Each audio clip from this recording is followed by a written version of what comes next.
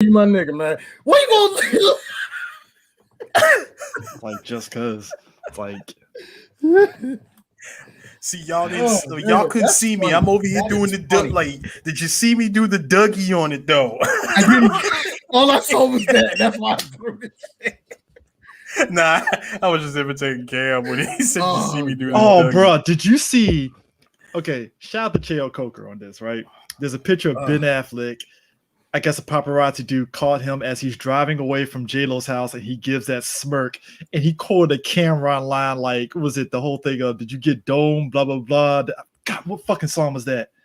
Did you suck it or not? Yeah, that one and stuff. And are you sure? Hold up. If I could find it, man, that shit was fucking hilarious. No, the line you're thinking of was, Joe at the end of We Having Fun Tonight. No, it wouldn't be Hey Mom. That is Yo L, what up? I hear L plus Dome say word. And it's Ben Affleck at the bottom. Ben Affleck leaving J-Lo's house in the morning. I love how J-Lo,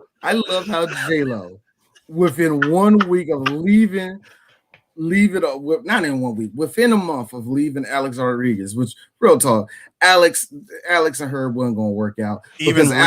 Even realer talk, we all saw this coming. Oh, yeah. We did. You know what happened? Alex, where that bitch? I don't know where it's at. Like, how? Why you asking so fat? Because I'm better than you, girl. So this is what we're gonna do. We're gonna go out. You know, you're wearing that, J-Lo. Jenny, you're wearing that. She got sick of it, and I like how she banged out Ben Affleck, and within that same week, her ex-husband, Mark Anthony had pictures together. I love how it was probably nothing, but everybody like, ooh, she fucking. Yeah, they were visiting kids. It's like, what the fuck? They got kids. They were visiting kids. And I like how Mark Anthony was like this. You still fucking them, ain't you? You back with that way, ain't you? First off, Mark did a line of coke and had sex with two of his backup dancers. I don't know why he tripping. Right there. Here's me. Why Jenny acting like this bad thing? She was with us. To me, I hated that divorce for one reason. Because I knew all the bad stuff Mark did. Yeah, he's an asshole. He looks like one. But that being said, hey Jennifer, how many times you took that bump with that nigga? How many? I'm just gonna be real. Jenny, at least once or twice. J-Lo, no. You being nice. I'm being nice. You are being very nice, sir. Because I think cocaine use is used way more in Hollywood, to the point where we think, they take a bump or two, and then you realize like somebody that we think don't have a problem, Angela Bassett, every 5 seconds. Yeah, I'm ready for that. Fun fact, if you ever listen to that Jamie Kennedy podcast and stuff, he says the biggest misconception people have about him is that they thought that he was like a drug user because of his personality and stuff. And he's like, nah, I never use drugs. I'm just stupid, whatever. I'm just silly. Like, that's just me. Like, I don't know why you keep in contact with Jamie Kennedy. No, I just accidentally fell on his YouTube channel, and it's like, it feels like it's like he accidentally figured out how to go about the YouTube process, and he's like explaining all the back details of all his stuff. And he even confirms things that we joke about, how people take a movie to pay off a car. And he's like, yeah, so I did Mass 2, and I thought it was going to be a franchise. So, I bought a house. I did yada, yada, yada. And I'm laughing because I was like, wow, me and Eric joke about this shit. But it's like, yo, this is actually fucking true. Holy fuck. Because it happened. One thing I give Jamie Kennedy is this. At least he stuck around. At least he's still trying to find his niche. He's still saying yes to terrible movies. But at least he's still there. But they give him money. I feel bad for Jamie for one main reason. What Jamie really wanted was Seth Green's career, but he had none of the talent for it. That's what I feel like. I mean, the Jamie Kennedy, he even said as much, like the Jamie Kennedy experience, if it wasn't for the Mass 2 scheduling and all that stuff, like WB actually was going to extend that show for a longer period of time. Really? Yep. I felt like that thing. It was going to be on some Rob Dyrdek ridiculousness shit from what he was talking about, which I'm like, yeah, I can see that because WB was doing stupid shit like that. Like, all right, Jamie, here's 5 more seasons. It's like, all right, I totally do, because it does come off like one of those shows, that they could have America's it Funniest Home Videos and shit. Where it gets low ratings, but it's a solid type of low ratings where it's like, shut the fuck up. It's getting what we want out of it. You know what I mean? Like the advertisement's good type of thing. Like, yeah, the show sucks, but we got that Rettenbacher advertisement.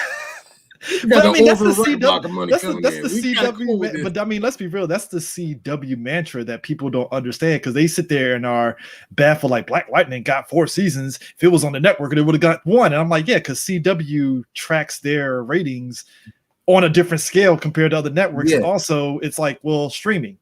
They know they get more people on streaming than they do live. So it's like, that's the one that's the one they remember when we got the whole stuff from CBS. CBS was really pushing that whole initiative that they're going to try to get a lot of their stuff like streaming on different platforms. And of course, now that's why CBS did Supergirl after season 1 because it wasn't doing CBS numbers. It was, yeah, exactly. The reason, and I said that to somebody else about NBC, like why they won't put WWE on NBC. I'm like, a good question, but at the same time, I don't think it's going to make the numbers that the execs want on NBC. If you like, to me, like with SmackDown going to Fox on a Friday night is getting about 4 million views. That's pretty good for Fox. All right, it's a Friday night, dude. Ain't nobody at home. Also, if they are at home, they're playing. If they are at home, they're playing a video game or watching Netflix. So also, guess what? I'm gonna take what we get from this. But let's be real too. That's still a little bit better than what it was on UPN. Exactly, UPN. And UPN's numbers was just like they had it in the middle of the Attitude Era. And it was UPN numbers was like, oh shit, SmackDown doing 2.5. Fuck it, all right, let's go. 2.5. It's like, what's a 2? Like somebody like only 2.5? No, that means they're getting about close to 6 million people. Are you serious? Yes, that's a lot. That's really a lot of, there's a lot of things. Oh, UPN was like, all right, cool. All right, keep it going. And that's the funny thing. Like, that's always the funny thing with me. We always, like you said, you have to assess ratings on a different scale all the time. The reason why a lot of people always say that with, like, good example, again, WWE on USA, oh, it is not getting this. Like, USA is like, we getting advertised from KFC, Lens Crafters, this, and this. And we get that for how many hours? 3?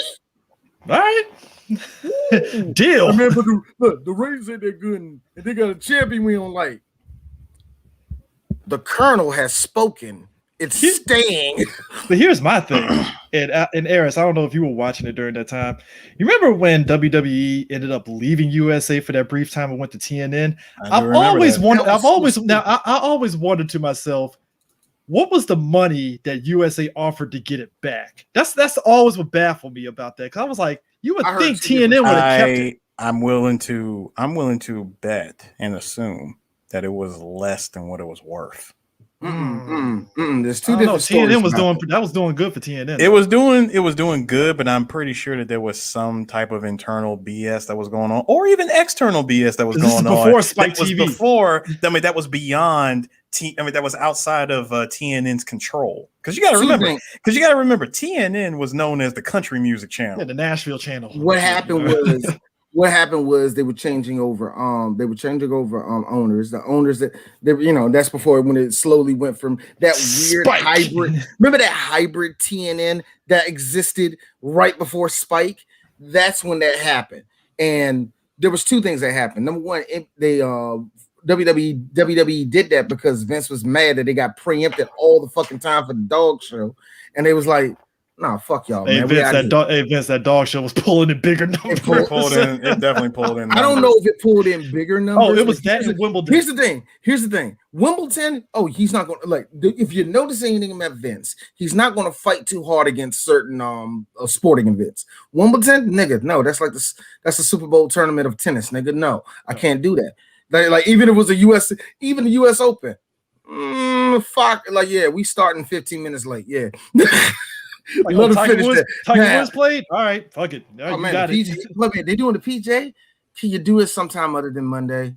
Fuck. All right, we'll inform the fans. Don't worry. No Sunday night heat. Sorry, guys. but what happened was they learned that all of that was what they learned was like, oh, this is some shit. So they left, and when it came time for Spike to renew, here's the money we got. Hey, USA, NBC Universal, how much you got? Oh, Vince McMahon, you're talking to us again. Here, take this. Wow, that's almost triple. See you later, bitches. He just flew off. He literally no. Vince McMahon literally flies away. Flies off. Now I won't say triple, but it was worth more than it was the first time, just because of advertisement and just real talk. The ruthless aggression era blinded a lot of us to how shitty the shit was being run at the time, but they were making money. A lot like they're doing now, Chris. Like as much as I watched the early parts of Ruthless Aggression. I got the games to prove it before I joined the military and forgot about it. But I was watching like I said, I watched some of the nobody knew how bad it was going until like the dirt sheet says this and that going on. That's fake. And then all that shit became real. I'll tell you what fucked me up. I was randomly changing the channel one night because I was working day shift at the time. And I was like, hey, let me see what Raw is doing right now.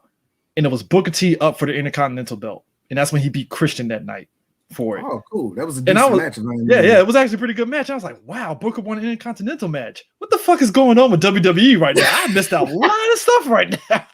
How you think I felt? When I only played video games for 2 straight years. And I wasn't really watching that. Bring the Pain was the last one I played. So that tells you. Bring the Pain was so much fun. I played that game to death. But anyway, I'll never forget when just randomly in 2006, I'm turning the channel. I'll go to SmackDown. So you want to see me, Brock? You better come with some rocks because I bring the hard top. And yada yada. I'm like, who is this corny ass motherfucker? John Cena. What? Oh, yeah, was it? Wait, is it true? I'll never forget this. Never forget this. D, is it true? Please tell me, is it true that Jay-Z wrote for John Cena? No, hell no. Niggas like to be funny. Niggas like to be funny. No. John Cena actually did that shit himself. Like I never forget this. He said, "You got the F5, I got the FU," and I was like, "This is corny as crap." A year later, this nigga's the United States champion.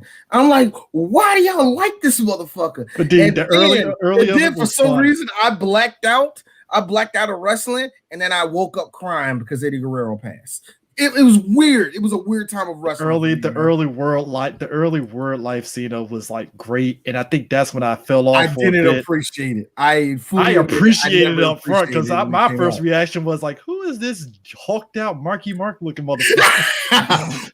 Got this big old chain. Hey man, you from the same area as Marky Mark, and I'm like, this motherfucker right here. That's like Marky Mark on steroids and shit.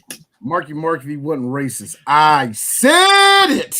Anyway. Hey, look. People forget. Once upon a time, Marky Mark beat an Asian dude almost to death and got that shit expunged. So stop Asian hate.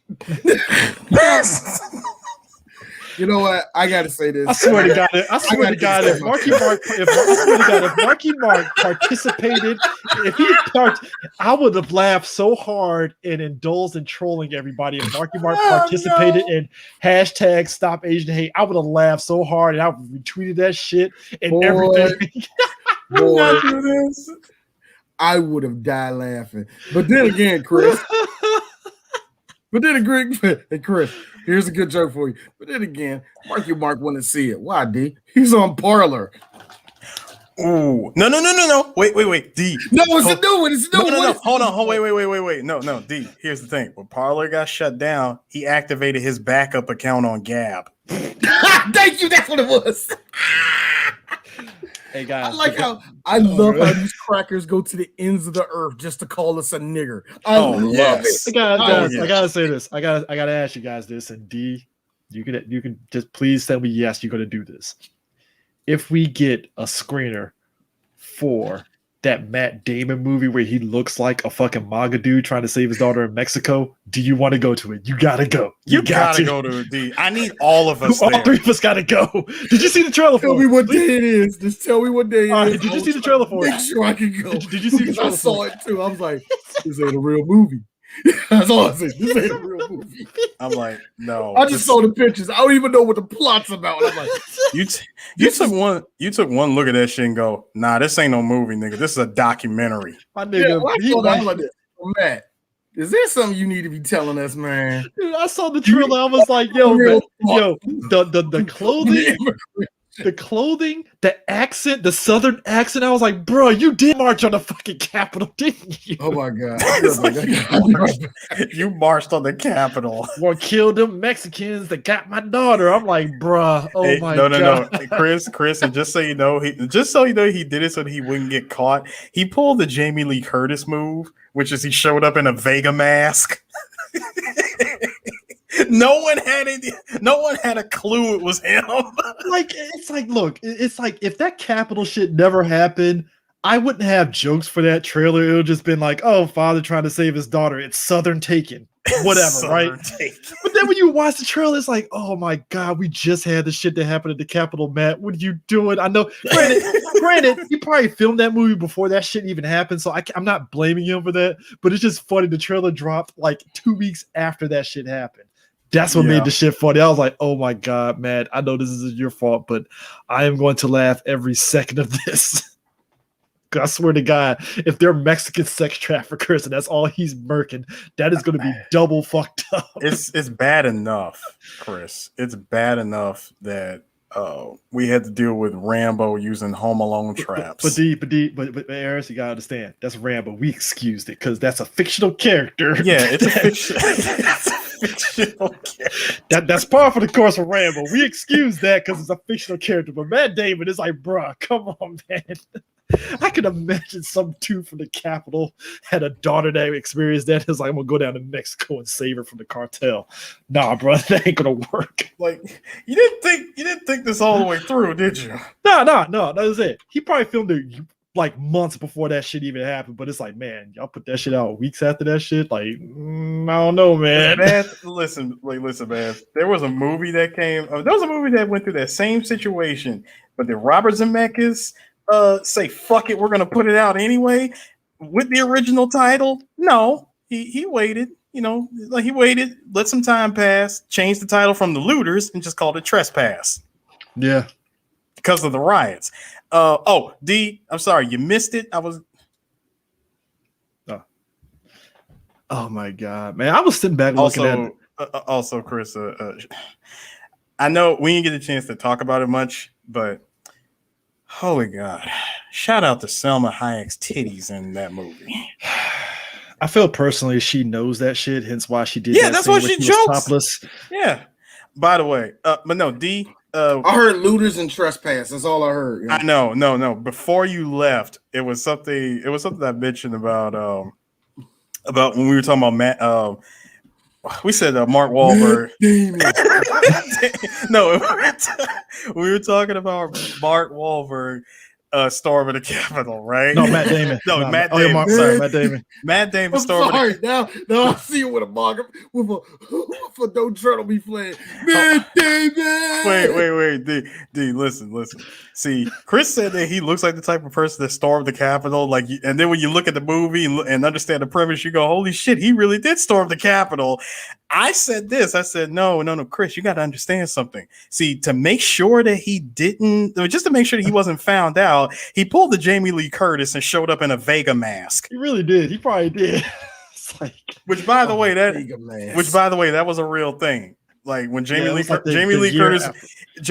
went to Evo, she was dressed as Vega and no one knew it was her. I'm mad as hell that Jamie Lee Curtis is the best mom/grandma ever. Just off of that shit, man. She really 100%. Is, man.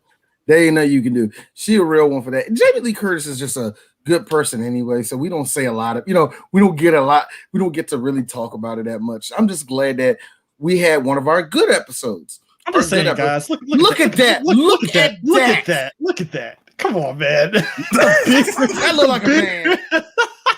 Yo, let me tell you what type of energy that is. Let's just like Oakley's on the hat. It's the Oakley's on the hat that does. I guarantee you that doesn't make you a badass white man. I guarantee you that every time he turns around or he has to do something, he flips the Oakleys upside down and puts them behind his head. Oh, the asshole white guy move where they just. I had two co-workers in the military that did that shit. See, Chris knows what I'm talking about.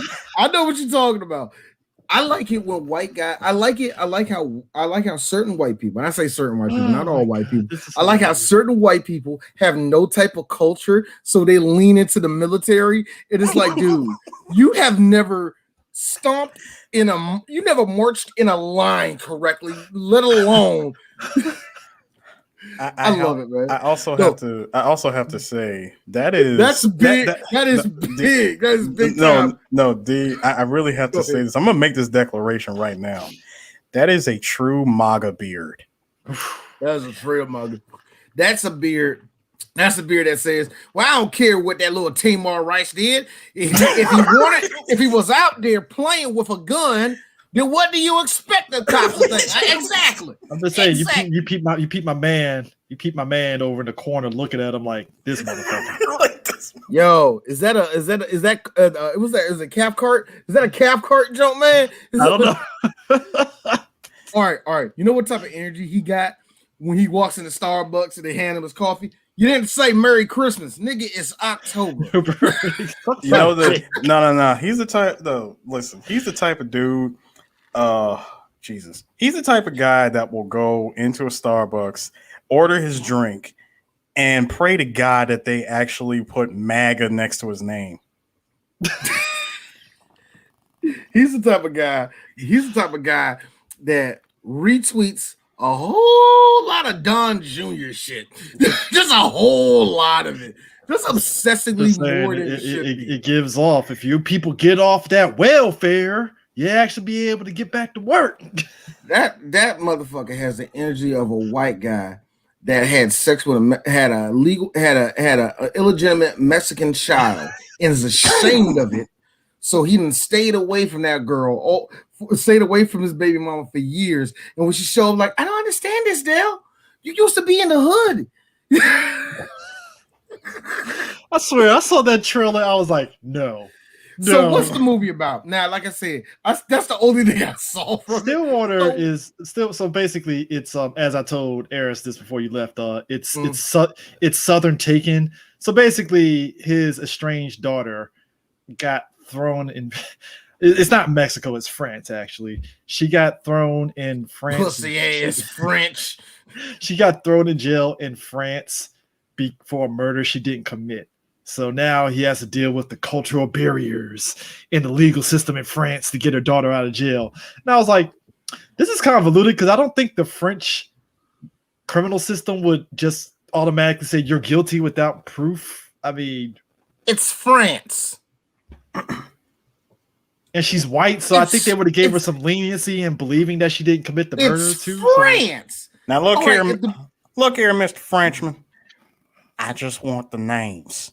Give me the names. He does say that in the trailer too. Fuck out of here, Chris. Now you're gonna have to pull up. Now you're gonna have to pull up the trailer. Now you're gonna have to pull up the trailer. I will pull up the trailer. Actually, don't. No, don't. Okay. No, don't. No. Do it. No. On second thought. Yes, on second thought. I was really gutting because you know what it is. I was like, nah, you gotta show me that shit. Come to think of it, no. You know what it reminds me of? I would like to run around the block, but I'm not gonna. You know what it reminds me of? It reminds me of you remember that movie Broken Down Palace with was it Claire Danes and the other chick about them being thrown to jail? It was in Bangkok, Thailand or whatever, or China or whatever. Bangkok, dangerous. No. It was Claire Danes. It was Broken Down Palace where they got thrown to jail in China. It was China? I thought that was Thailand. All right, Thailand, China, one of the two, right? And they made it seem as though their legal system was that brutal, and the government came out against the movie on some like, this is bullshit. Our legal system isn't like that. And I remember somebody was looking at him like, I mean, sure, it ain't that brutal, but the shit is still fucking brutal, my dude. So which is it, man? Like, I like how the Chinese government got in their feelings about that Richard Gere movie that came out. Remember it? Like, what you gonna do? You're gonna shoot me in the head? Like, the second you do that, yelling at the Chinese white man, you deserve to get shot. I'm sorry, but I remember watching that movie. I was like, wow, that's messed up, man. I don't know if I can live in China or go to China. Like, hey, D, you going to China? It's going to be a way different experience than a white man going to China. Now I will say this: If though, you, like I said, if you are a nigga in China, you better be playing basketball or kicking a soccer ball. that's the thing. That's like the only way you can walk around in China. That's the thing too. On top of that, though, I think they're only saying that because, hey, look, our shit ain't that bad. We ain't North Korea. And I'm like, I mean, sure, you're not North Korea, but fuck, man, like, no, man, like we're not the Mongolian government. Here's the Mongolian government. Technically, we are the United States of the East, but we're not going there. You know, we're not going there because you know treaties and y'all can't do nothing. Y'all getting y'all getting cucked by Russia. Yeah, sure we are. I wasn't denying it. I mean, look, the Dark Side of the Ring shit where they had to go to Korea to wrestle and stuff. That was on brand because the way Scott Norton was like, my wife actually thought I died when I called her, and I was like, "Yep," didn't say shit. And I loved how Scott Norton was saying how much it sucked over there, and he just hung the phone up on that bell. I'm like, hey, Chris, they was listening. Hey, Chris. Chris over here laughing. I don't know if he saw it or not, but no. But I'm about to look at it. This is going back to a conversation that we had earlier. Chris, you said it. I had to search for it, but I found it. This is before we went live. Go to our Facebook chat. I'm about to go to that bitch right now. I got to see this picture and blow it up. God damn it! This thing loads up. I love that picture, man. I was so jealous of y'all too, man. I was so jealous. I'm over here stuck. There it is. I was stuck in Virginia. If y'all motherfuckers out back in California. It's like working. Working, but getting to say Kamehameha with Sean Schimmel. I don't get. This was the year before. That was the year before. That was the year before. Yeah, this was 18. 2018. I will say this. I thought it was kind of cool. It kind of almost full circle how we kind of did our Dragon Ball thing with this shit. Pretty much when you really look at it, I love that was our main. That's what really got us over to people. That's what really connected us with folk. And I liked how we kind of stayed with that because you look at all our Dragon Ball episodes. They're good. They're great. People love it when we talk about it. So for us to go out there 3 different damn times and have moments like that, yeah. Yeah, it gives Nappa and Vegeta vibes. It really does. It really does. See, this is why y'all needed me there, so I can take a up shot picture where Eris is like this, and Chris got this little shit in it. Look on his face. So yeah, God, now that I look at it, I don't think we can do Nappa. And Vegeta, don't worry, Vegeta Radix. Don't worry, D. We can still do this. Chris, you got your scouter though. Gotta go shirtless for the ladies. Like, I got shirtless Nappa. Let's break apart a fucking plane. Let's go. See, hold up. So D, D, you was fine with being Nappa.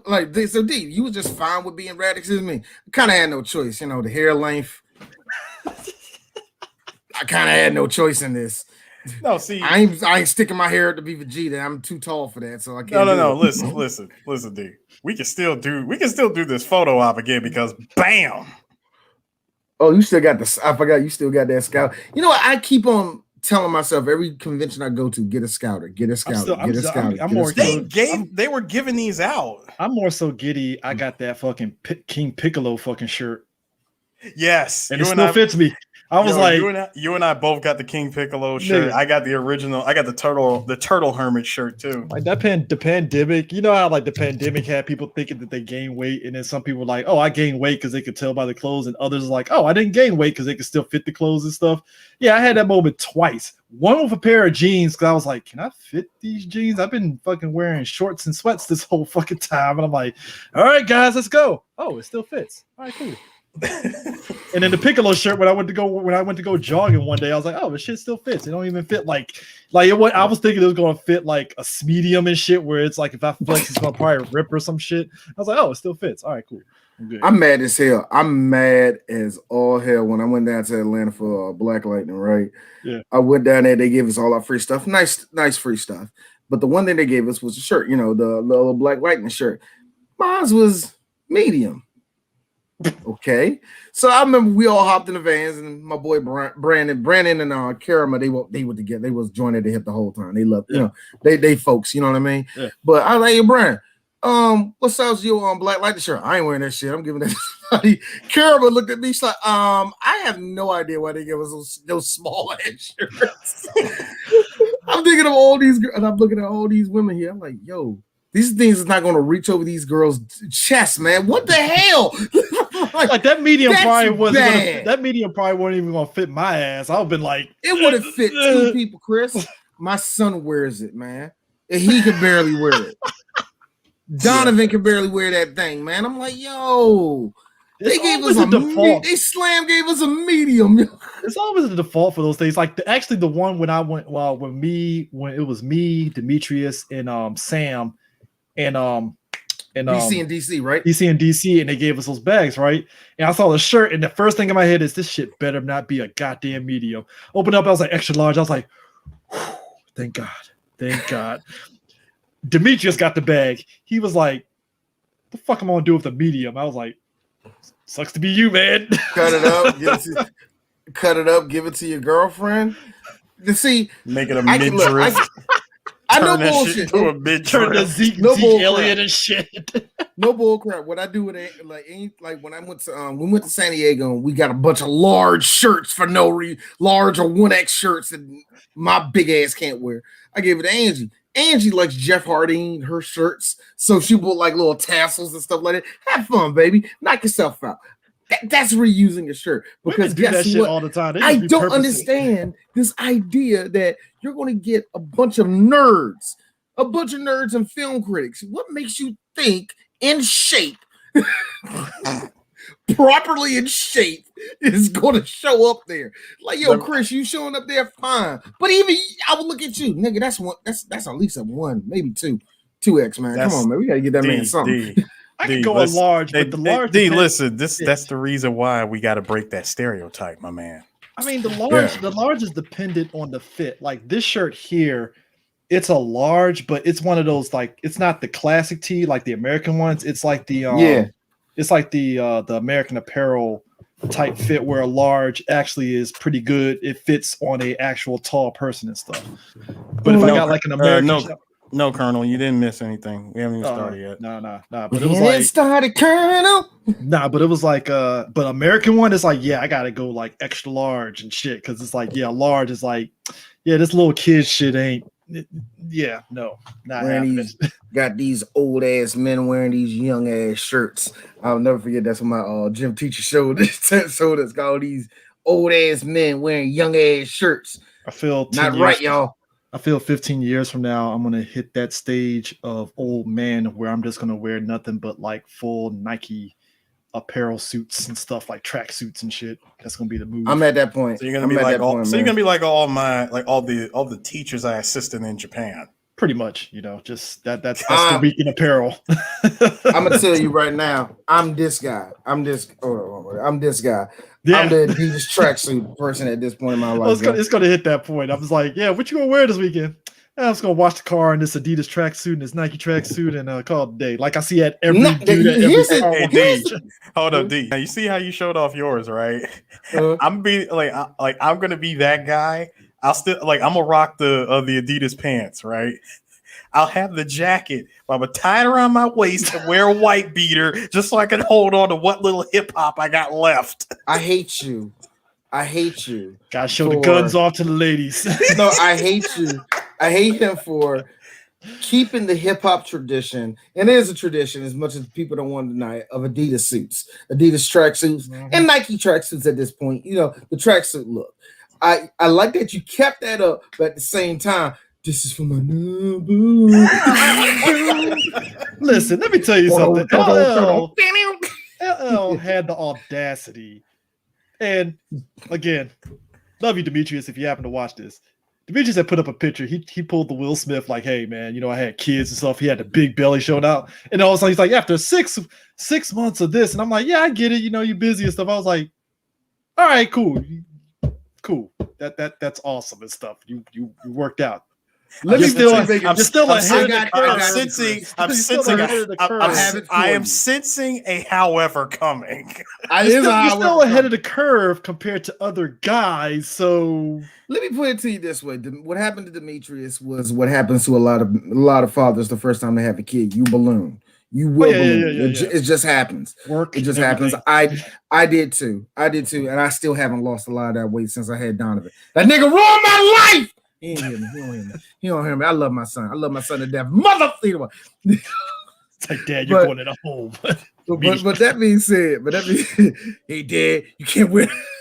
Hey, Dad, try to chase me. He try to chase me. You're just gonna fall out. Gonna do basketball moves in front of you and juke your ass down like, shit. I look. This is why it's gonna be that RDC world video all over again. I say this with true love with my son. My son is a doughboy right now. He's gonna like Donnie. He's a fat little kid.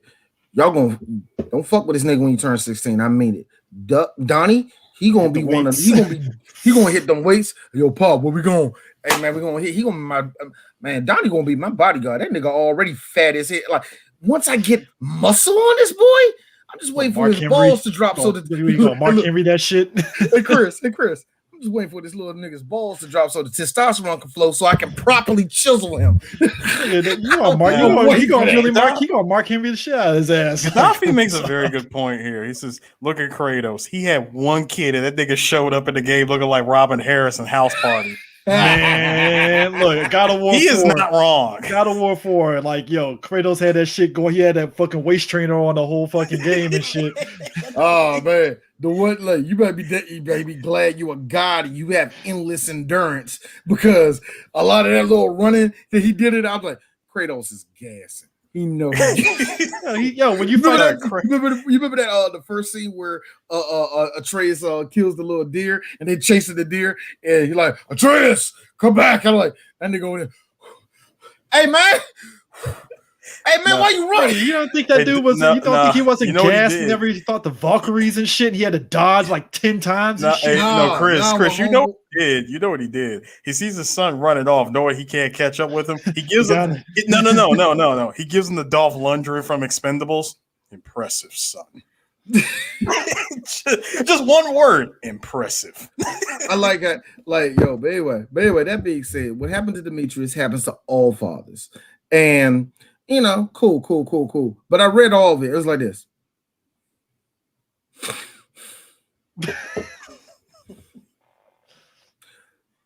This comes from love with me, D.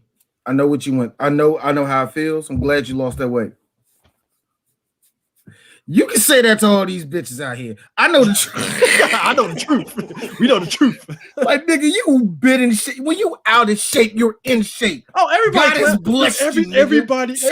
You saw it in the Black on Black Cinema group. Every time they're like, Demetrius, even when you're out of shape, you're still in shape. Your dad bod is better than 100% of everybody else's dad bod. Yo, you ain't got a dad bod. You know what you got? You ate too many hot dogs on 4th of July. Do a couple laps, you be back in the saddle. Shut up. He literally will eat the whole apple pie. He literally. Gaddafi, I fucking hate you. Kratos has a better shape up than Walter Jones. It's literally he ate the whole apple pie from fucking Sam's Club, which is actually good as shit, by the way. No, really? It's actually pretty good, man. That pie's actually pretty hot. It's pretty good. It's like a white lady that sneezes, and when she sneezes, she says, "Nigger!" You made that pie. Hey, sir, don't do that shit to me. I'm still gonna eat it, but don't do that. Don't do that, sir. I'm gonna eat it, but it's just gonna be like, I hate you, D. I hate it. I hate you. I hate it. White lady pie tastes good, nigga. What you talking about? Tears. Excuse me. Yeah, hey Chris, you know the Skittles, the Skittles line, right? Here's me. Taste the racist. Dude, it just reminds me of that gif of the little kid. It's the little kid eating the McDonald's hamburger, crying. That's me eating the apple pie. Like, no, I see what Gaddafi put down there. No, shape ups. I see that. No, D. Here's the other fucked up part. Chris gonna have Vietnam flashback going white only pies. You know what? Here's the thing. This is not true. This is not true. But this, I just love the determination. That was a black man that knew he was going to die, didn't care he was going to die. I'm getting that white people's pie. That's what you knew at that moment. That to me There are certain moments in a black movie that you know that clearly this is a movie that had a lot of black writers in the room, and there was not a shred of a white writer because if that there was a moment white right writer there. in the room, he didn't say nothing. Thank know you. what I mean? Because that whole movie you're watching, and it's like I can kind of see a white writer maybe doing this, writing this and stuff. And it is that there are some black movies out there that you can imagine there being a white person writing some of that. You know what that I mean? exact moment is where it was like, oh no, there was black people that wrote this fucking movie. The best lie of the whole time. This fool doing. I just love how old and black Eddie Murphy could be. So when I see what this fool doing? This is this nigga Chris eating the pie made by Sally Field and Forrest Gump. Yeah, he over there. Look here, Chris. Wow. God,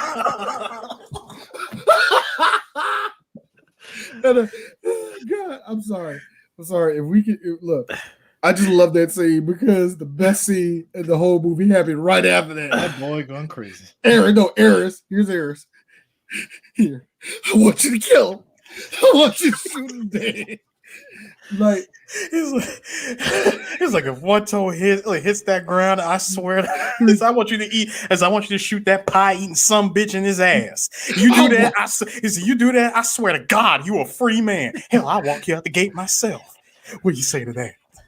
And like I said again, and then this Eddie Murphy, overly old man black. Like, now you know you don't want to give that gun to me. Because you know I'd probably shoot you with it. Here's me, and then hold on. Here's me again. That was the wrong answer, boy. Y'all want to know? You want to know me and Chris to a T? You want to know me and Chris's friendship? This is me and Chris's friendship. Chris, you stupid as fuck. I would have shot your ass. And me and Chris, you know this is me. Look who's talking. It's like, shut up. I'm about to fall down. Hey, D, check it out. If you notice, D, check it out. Check this out. You know in that same scene is actually a black dude holding the shotgun, like pointing at both of them. That's me. Try not to laugh.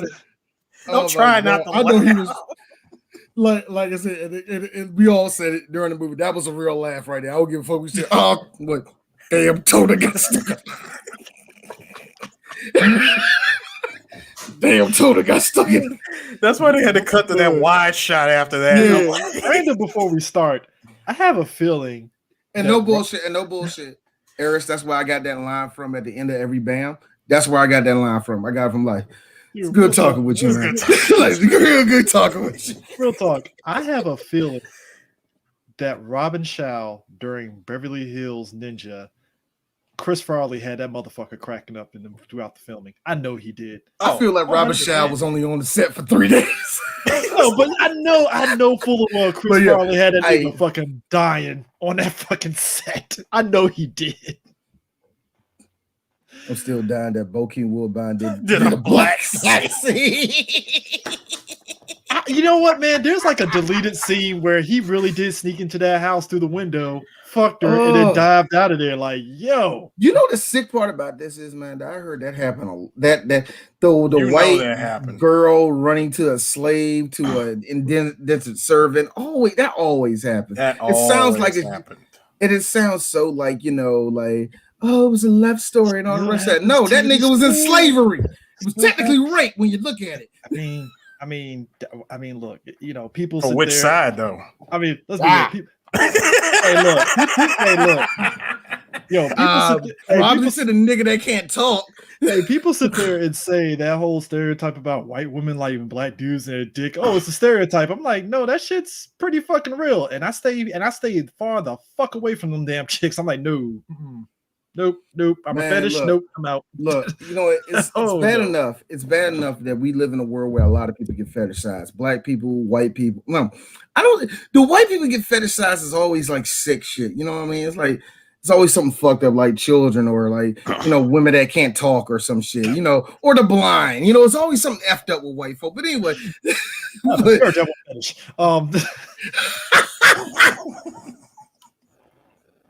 I always feel bad about that shit, man. I never understand how, I get there is this little line of, oh, it was a love story. They were both in love and stuff like that. I only give that out like probably 10% of the time because it's like, oh, it was a love story. Did you at any time say, Daddy, can you let that good nigger that gave me that good dick go? At any point,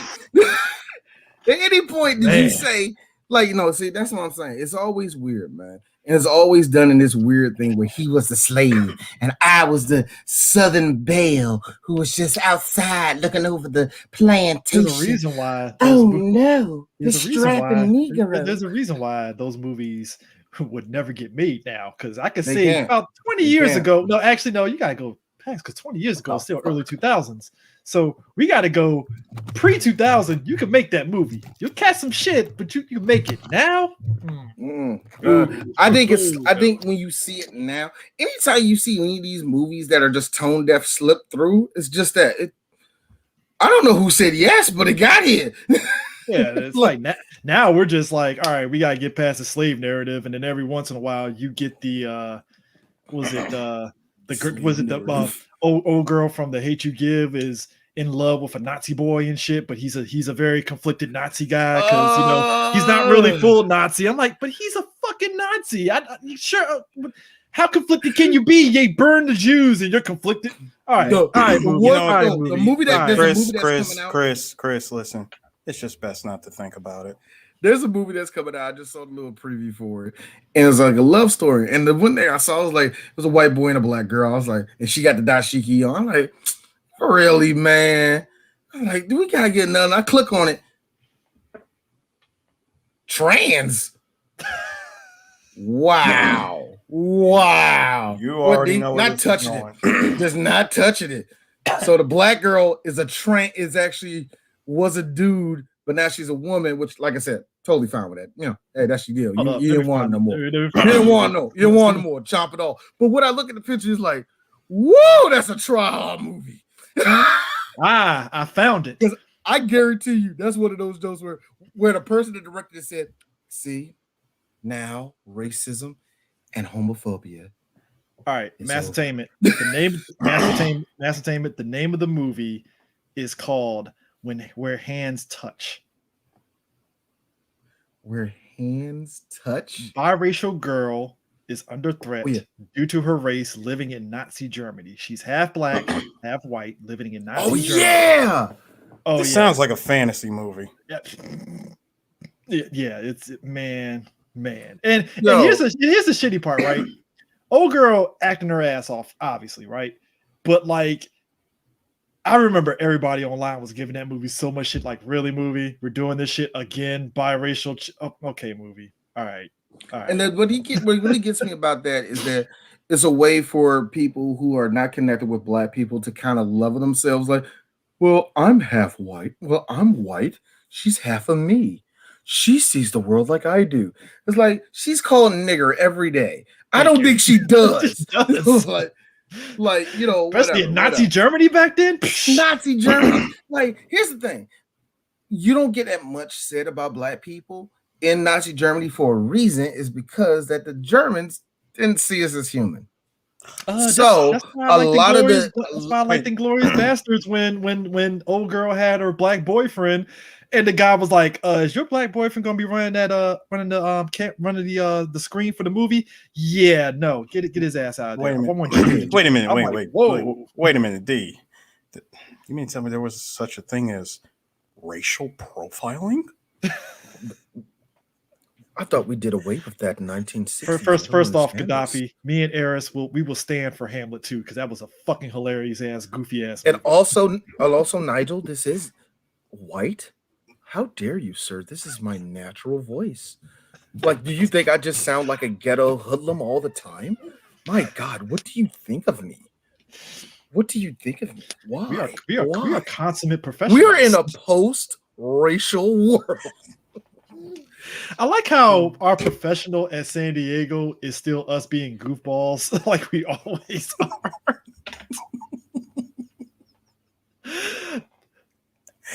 Even when we try to be serious. Chris. Dude, our professional is literally like, all right, we're toned down goofballs. We're fine. We're good. We're great. We're excellent. Like we try, we really, honest to God, try. Oh We try, like we try to be kid is like, serious. who's that kid? Like, We try to be serious, and we try like not to do anything silly. But at the same time, if the person that we're interviewing is being silly alongside with us, then hey, all bets are off at that point. he's playing fetch with this kid. Like, go fetch that shit. I know. It's like, go fetch it. Dude, what movie was it where he was like, "Are you playing fetch with that kid?" I think was it. I think that was Big Daddy that he did.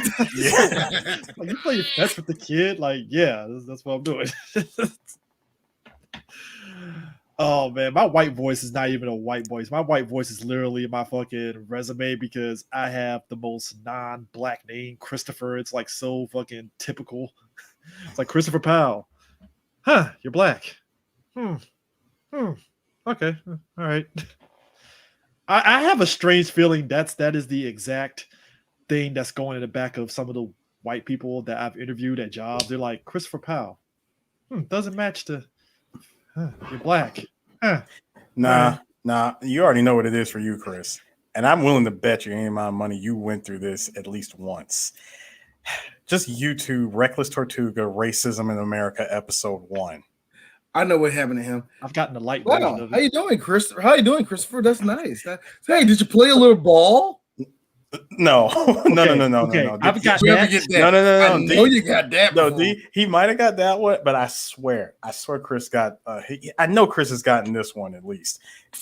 You know, when we spoke on the phone, you weren't exactly what I was expecting. I mean, you sounded like someone else. I mean, what I mean to say is that you sounded, nice. I never got that. But military, I've gotten the. I've gotten the. You're not like the other black people variations. Oh God! And you have to kind of look at them like, because it's like you play ball. I'm like, yeah, I play ball, but it's not serious. And he's like, well, did you play ball in high school? No, I wrestled. Oh no. I got that too. Here. I do remember, Chris. I remember when you were on the wrestling team. I got 2.5 years. It's like, all right. Yeah. I got that, Chris. I got the wow, you sound so different on the phone. Like, yeah, I sound a lot more white, don't I? I confront it. I sound like more white, don't I? yeah. Because if I actually talk like the nigga from Suitland, nigga, I can, man. So, man. Shit. You want me to do that, cuz? Dang.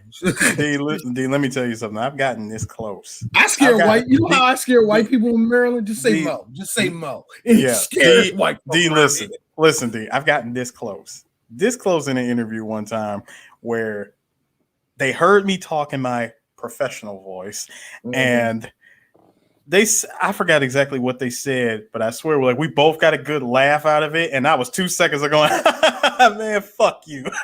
Oh man. Trust me.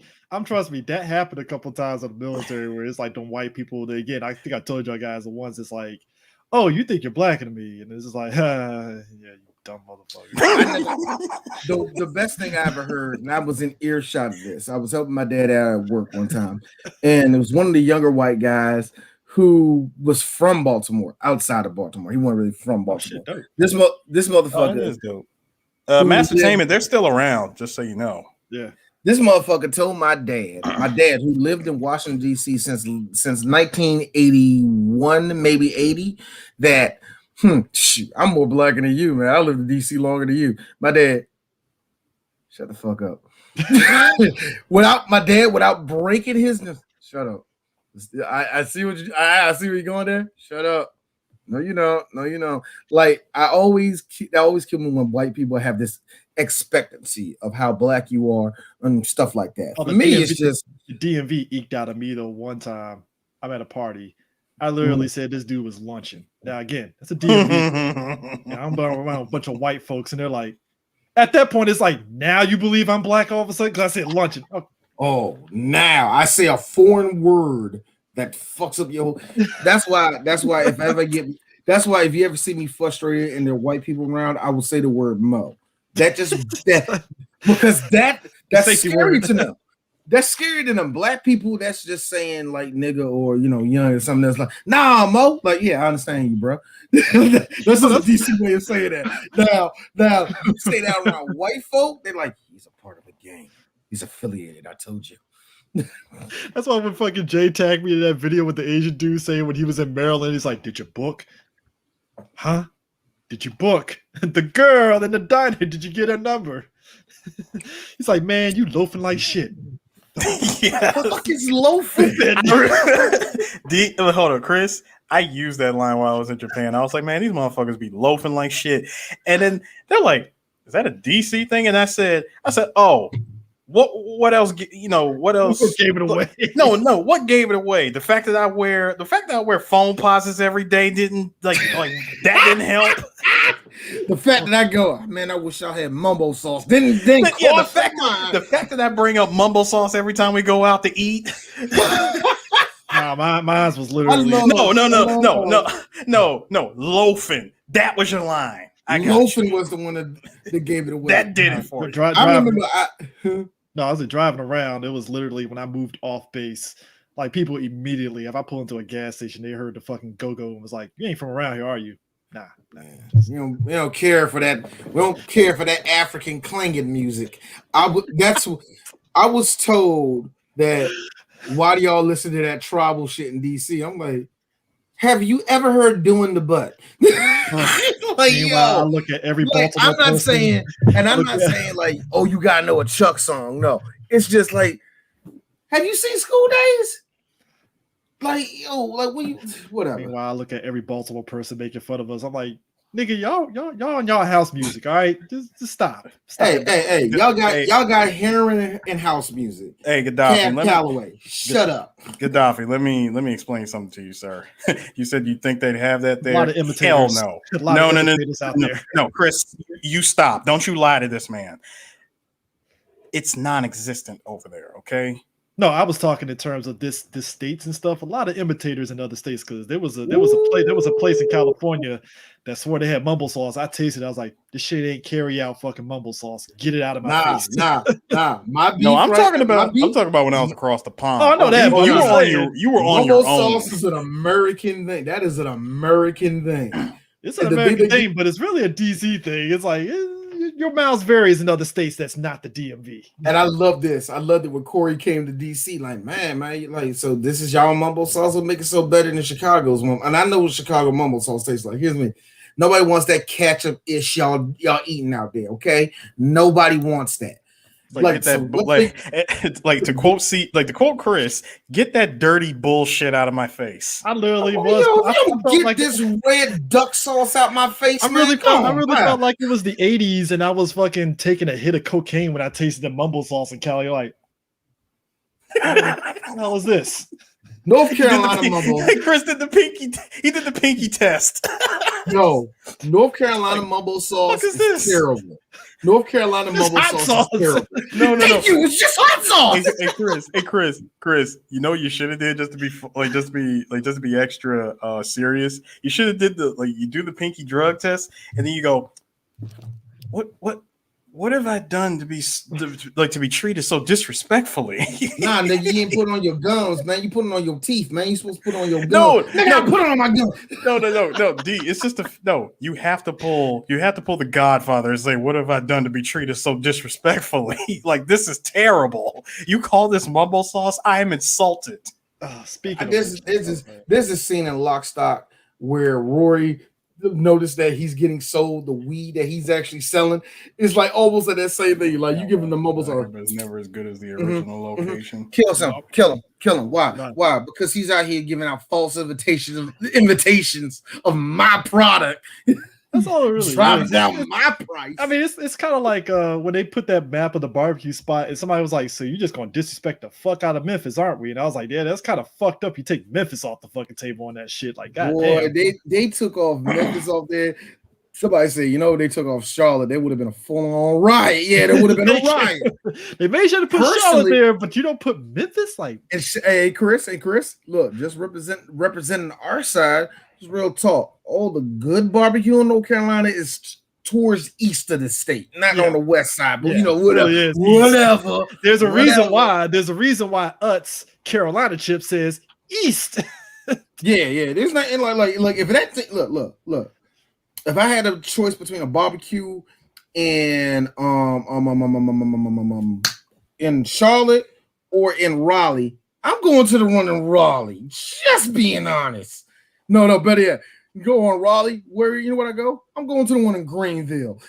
Yeah, but it's like you have to specify where around. It's like Greenville over there. Man, no, I'm going to Greenville. No, I'm just going to go up the highway. I ain't dealing with this shit. But speaking of which, we're in the 80s, guys, and I, for some dumb reason, I thought Naked Gun came out in 1990. Did not realize it came out in 88 until you see the beginning of this movie with all the big name terrorists of the 80s. I like how we got the King of Scotland, we got Gaddafi, we got Gorbachev. Gorbachev was there. Ayatollah, and we got Arafat, yeah. And Castro. No. Hold on, wait. There was one more person. Just looking at it now and seeing him and the look that he made throughout that movie. He was the last guest to enter the room. Here's me. Hi, Vladimir. Yeah, I know. Yeah, I thought it was. I was like, is that Vladimir Putin? And I saw Gorbachev. I'm like, no. So he must be with the. Okay, cool. Okay, cool. No. That was me. That was me thinking. Now I'm sorry, y'all. Here's the other thing. I swear, when I saw Gorbachev, I'm like, so Gorbachev, are you trying to tell me that you became time skip Vladimir Putin in the future? Because how you look at this movie is how that motherfucker looks right now. Let me tell you something. This Naked Gun is it's a series of 3 movies. We're talk about the first movie, but it was based off of limited television series. They only got 1 season. Police Squad. It was on ABC. I only seen clips of it, but it's on like a many people's list of saying it was one of those shows that was canceled way too early. It got 6 episodes, and ABC was like, "Nah, we good." And if it's online, you can find it online. It's actually pretty fucking hilarious. And I think to you, what you were saying, D, we were talking offline. It was just like, I guess that's where the networks were just kind of at the time, where it's like, we're good. Let's move on to something else. You know, and like it's at least for me, it's kind of really hard to track a lot of the stuff that came out in the early 80s because a lot of the really good entertainment was in movies, not in television. At least for me, at least when I looked at all these shows, I'm looking at it didn't start popping on TV until going towards the end of that decade. Towards the end of the decade. Actually, around by 88. At that point, Heat of the Night, Miami Vice, and a couple other big time shows. Matlock, Perry Mason wasn't on. No, Perry Mason wasn't on until later on in the 90s, but still. Yeah. But you see what I'm saying? There was these like all the big time shows didn't come out till later that decade. So for me to hear that Police Squad kind of got scooted off, it's on that same level of Damon Wayans was in Saturday Night Live for like 4 weeks. Yeah, this is one of those. It just happened. Yeah, it's one of those kind of situations where it's like, all right, cool, Yeah, okay, so Perry Mason was in that setting because it was from 85 to 1995. So it was I just had to make sure. I wasn't really sure. Yeah. So it was hitting around the same time as Matlock. And then you still had I think Love Boat was still on television and shit like that. The tail end of Love Boat, where Love Boat was kind of like just there for the sake of being there. And then, because what's happening now and all that other shit, But when you look at that television, where television was at, and you do it compared to the 80s, oh my God. I mean, compared to 80s movies at that time, oh my God, the movies bodied them. There was just so much better entertainment in the movies. But anyway, but what makes it so interesting about this is the fact that they got Leslie Nielsen. Leslie, who started off his career doing cowboy roles and serious roles. And then by the time Airplane came out, he changed up his whole gig. He was comedy at that point, mainly because the directors and the writers of this one were the same people that brought Airplane out, Kentucky Fried Movie out, and they would later replace and show how dated they were when they replaced Keenen Ivory Wayans for Scary Movie 3 and 4. So it happens, man. But they wrote all 3 of these movies, and I think they did Spy Hard too, but I'm not really sure about that. I think what tripped me out is like because Naked Gun is where I first saw Leslie Nielsen. So imagine you watch the Naked Gun series, right? And then you go back and you watch a movie called Creepshow where Leslie Nielsen is literally playing it straight the whole fucking movie. It fucks you up. And then that's when you realize, like, oh shit, he has done some serious roles. Mm-hmm. And it throws you off because you're expecting him to laugh it up or do some stuff. And it's like, oh, he's not laughing. And that's why you have like George Kennedy. You have George Kennedy in the movie who had that same pedigree, doing serious movies. By the time he got to that stage, Silver Fox age, he was doing a lot of B movies. He was doing a lot of comedy. So the Naked Gun was his big shit. That was his big shit during his late stage of his career. So yeah, and George then Kennedy is like the straight man to Leslie Nielsen's Freight Drebin, basically. Yeah. Like it's kind of funny where you got Frank Drebin, Leslie Nielsen, who's doing all of the comedy. You got to have him be straight. So all of the comedy that you do give George Kennedy, it's a lot of sight gags and a lot of him being the prop in it. You know what I mean? Yeah. So you get that. Then you got OJ. Hertz era OJ.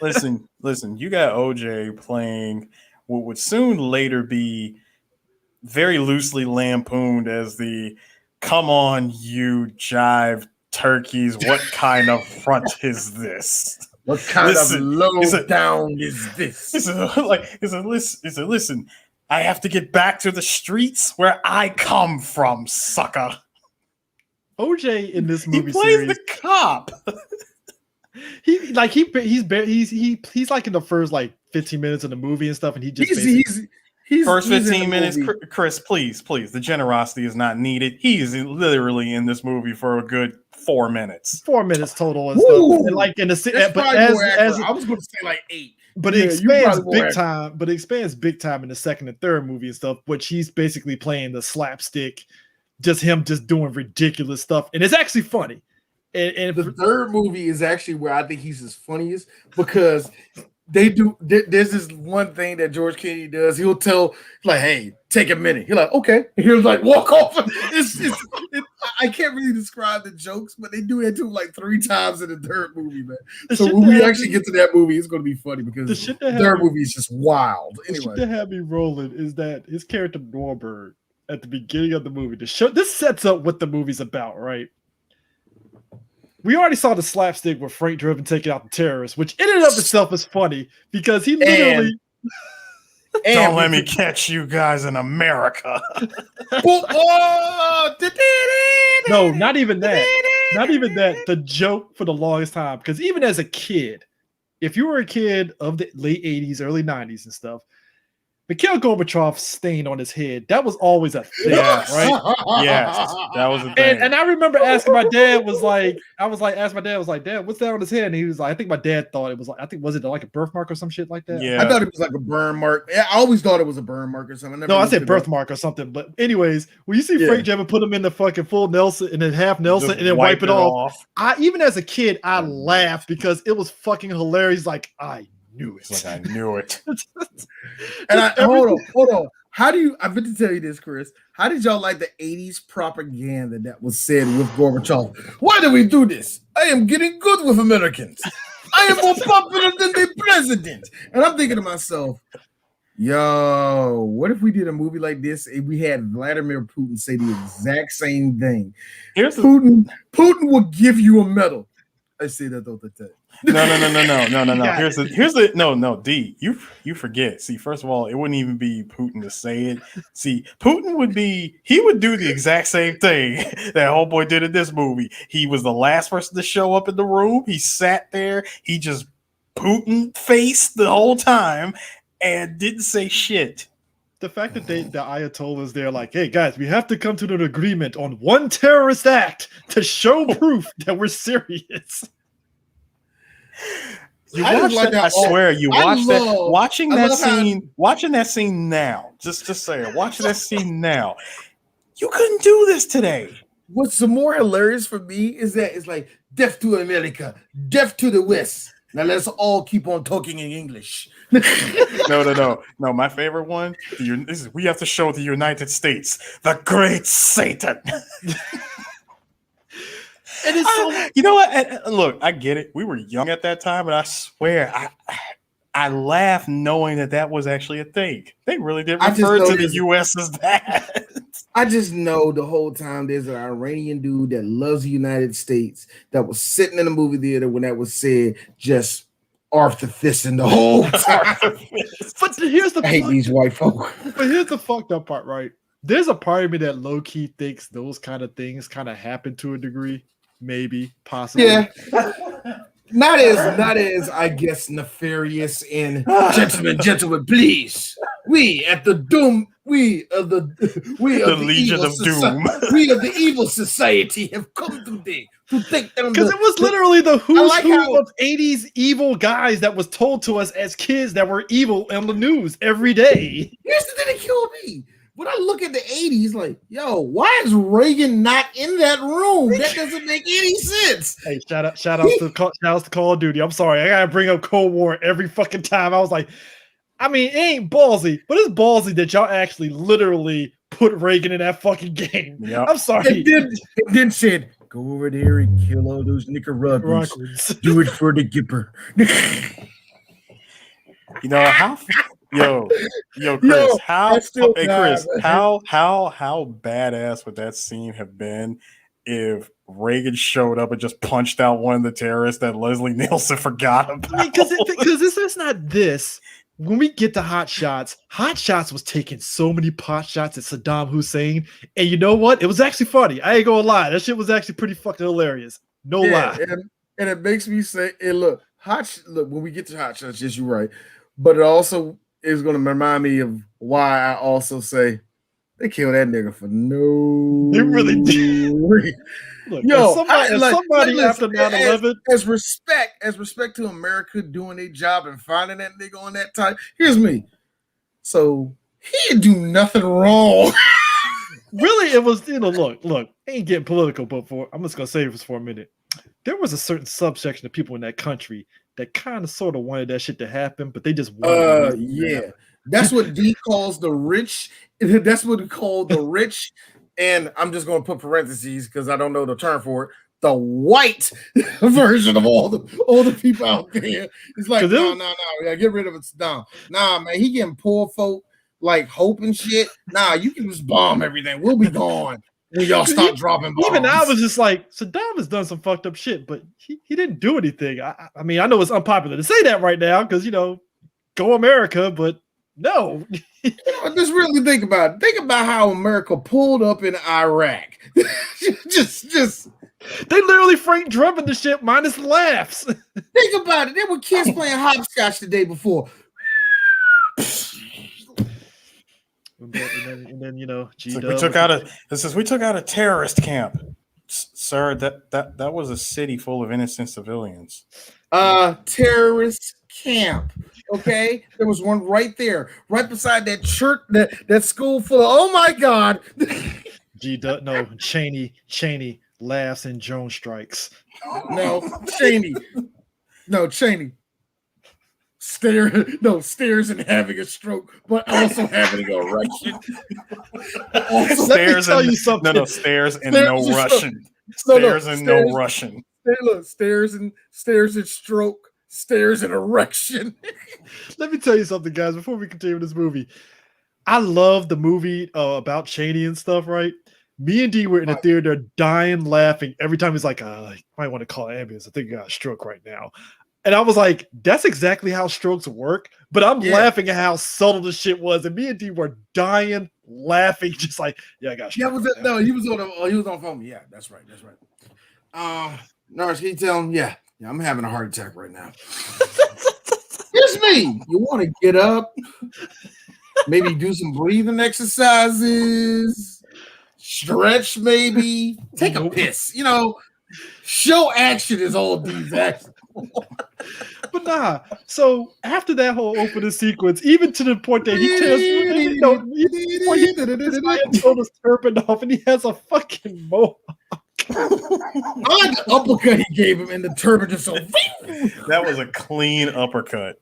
But the opening of this is hilarious. Who are you? I'm Lieutenant Frank Drebin, Police Squad, America. Ah!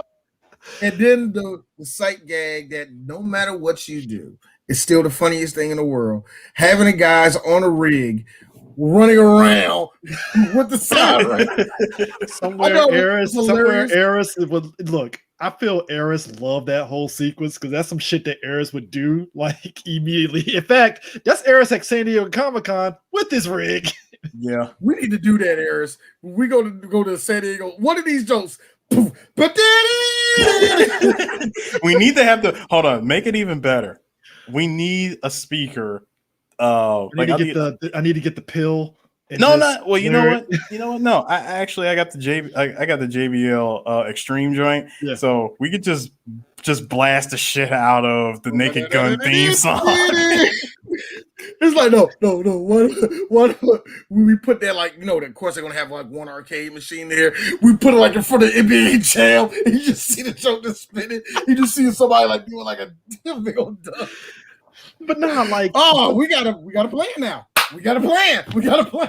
But like after that whole sequence, we see the whole shit with Norberg, and the funniest sequence is when he kicks open the door and his whole foot gets in there, and the gang has time to take the gun out, put the clip in there.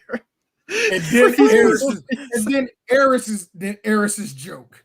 Freeze! Drop your guns! The one guy puts his gun down. Everybody in the room is looking at him like, what are you doing? Nigga, are you serious? I just like how it was a real smooth. But dog, we got Ricardo Montalban, aka Khan, who I love him as an actor. Him and Christopher Plummer are like great. They were in like probably two of my favorite Star Trek movies from that era and stuff, Wrath of Khan and Undiscovered Country, because they played the fuck out of some bad guys and shit in like that Shakespearean way and stuff, right? You see Ricardo Montalban, and I like that the movie didn't even show him in the silhouette. You just see the fucking fluffy hair, and I'm like, that's Ricardo Montalban right there. And they just show him right there, like, there's your bad guy. We ain't gonna even fucking delay this shit. No, Chris, what he does is he walks into the room. First of all, he appears in the room, and then he picks up the gun, points at him, and says, shoot him. Kill him. Just very subtle. Kill him. They shoot him and he fucks his own self up. What I love is everybody emptied the clip in their handguns. He gets hit several times, and then he starts. At this point, it turns into physical comedy because he is just fucking himself up at every possible turn. Dude, he went hitting the paint door though. No. My favorite part was he leaned into the door that said wet paint, and he's like, "Oh damn!" Like I gotta get it. Oh man, it's like the one thing that didn't hurt him. He's like, it was an inconvenience. The best one for me. The bear trap. The bear trap. Why, D? Because they didn't do what I wanted at the end of this scene. Was when he fell into the water, a bunch of sharks just jump out of nowhere. If it was animated, that would have happened. Or I'm sorry, Eris, our humor. A car out of nowhere. Stop right there, sir. Later on in the movie with the sports bloopers, that fucking Pontiac that hits the fucking catcher. No, that was hilarious. That was hilarious. That fucking Pontiac just hits the guy. That and then the dude sliding into second and the fucking tiger mauls his the tiger. There are so many moments. There were so many moments with the jokes where I'm like, all right, D, me and you wrote this. Dude, the guy's head just comes off and it's the dummy. I'm like, that's DNA. That was me. That was like, that's me. Nah. The best joke I like this is one. It happens way at the end of the movie. We'll talk about it, but trust me, Eris. When we get to that part, I'm gonna say that's the joke that Eris would have fought me to say no, D. We're not doing it that way. I'm like, shut up. We are. This is gonna work. D threatens to quit the movie if he doesn't put. Actually, you know what? This is not funny. I would get in it because Eris. Like, I'm not saying that you would say no to Eris, but I can imagine you and D. Okay. There's something about objection. Something obscuring the lens, D. Like, shut the fuck up. Just do the damn game. Like, that will be a fight. I just know it will be a fight. But then, so after that happens, right? Frank's coming back on the plane. Gaddafi, I fucking hate you. Isn't it ironic? OJ suffered a multi-stage fatality in that part and would fit in Mortal Kombat. Dog. Frank comes back from the plane. Hold on. Right? I got one for Gaddafi. No, the joke you should have went for was like, so what you're saying is I shoot less and then that would actually kill the person. Every time I need to make this very clear, everybody, because at this point, this is going to be on the recording of it. Yes, OJ killed his wife. Let's just get it out the way, y'all. Just get it out the way. We've been said that. First of all, let me insert. I just need to insert one other thing that was clearly on the cutting room floor of these sight gags here. Of all the things that he's tripping on and falling over and getting himself hurt and all these moments, I swear the only thing missing from that scene was him slipping on a banana peel and a black glove ended up on his hand. Man, if he slipped on, look, you mentioned banana peel. I'm surprised. No.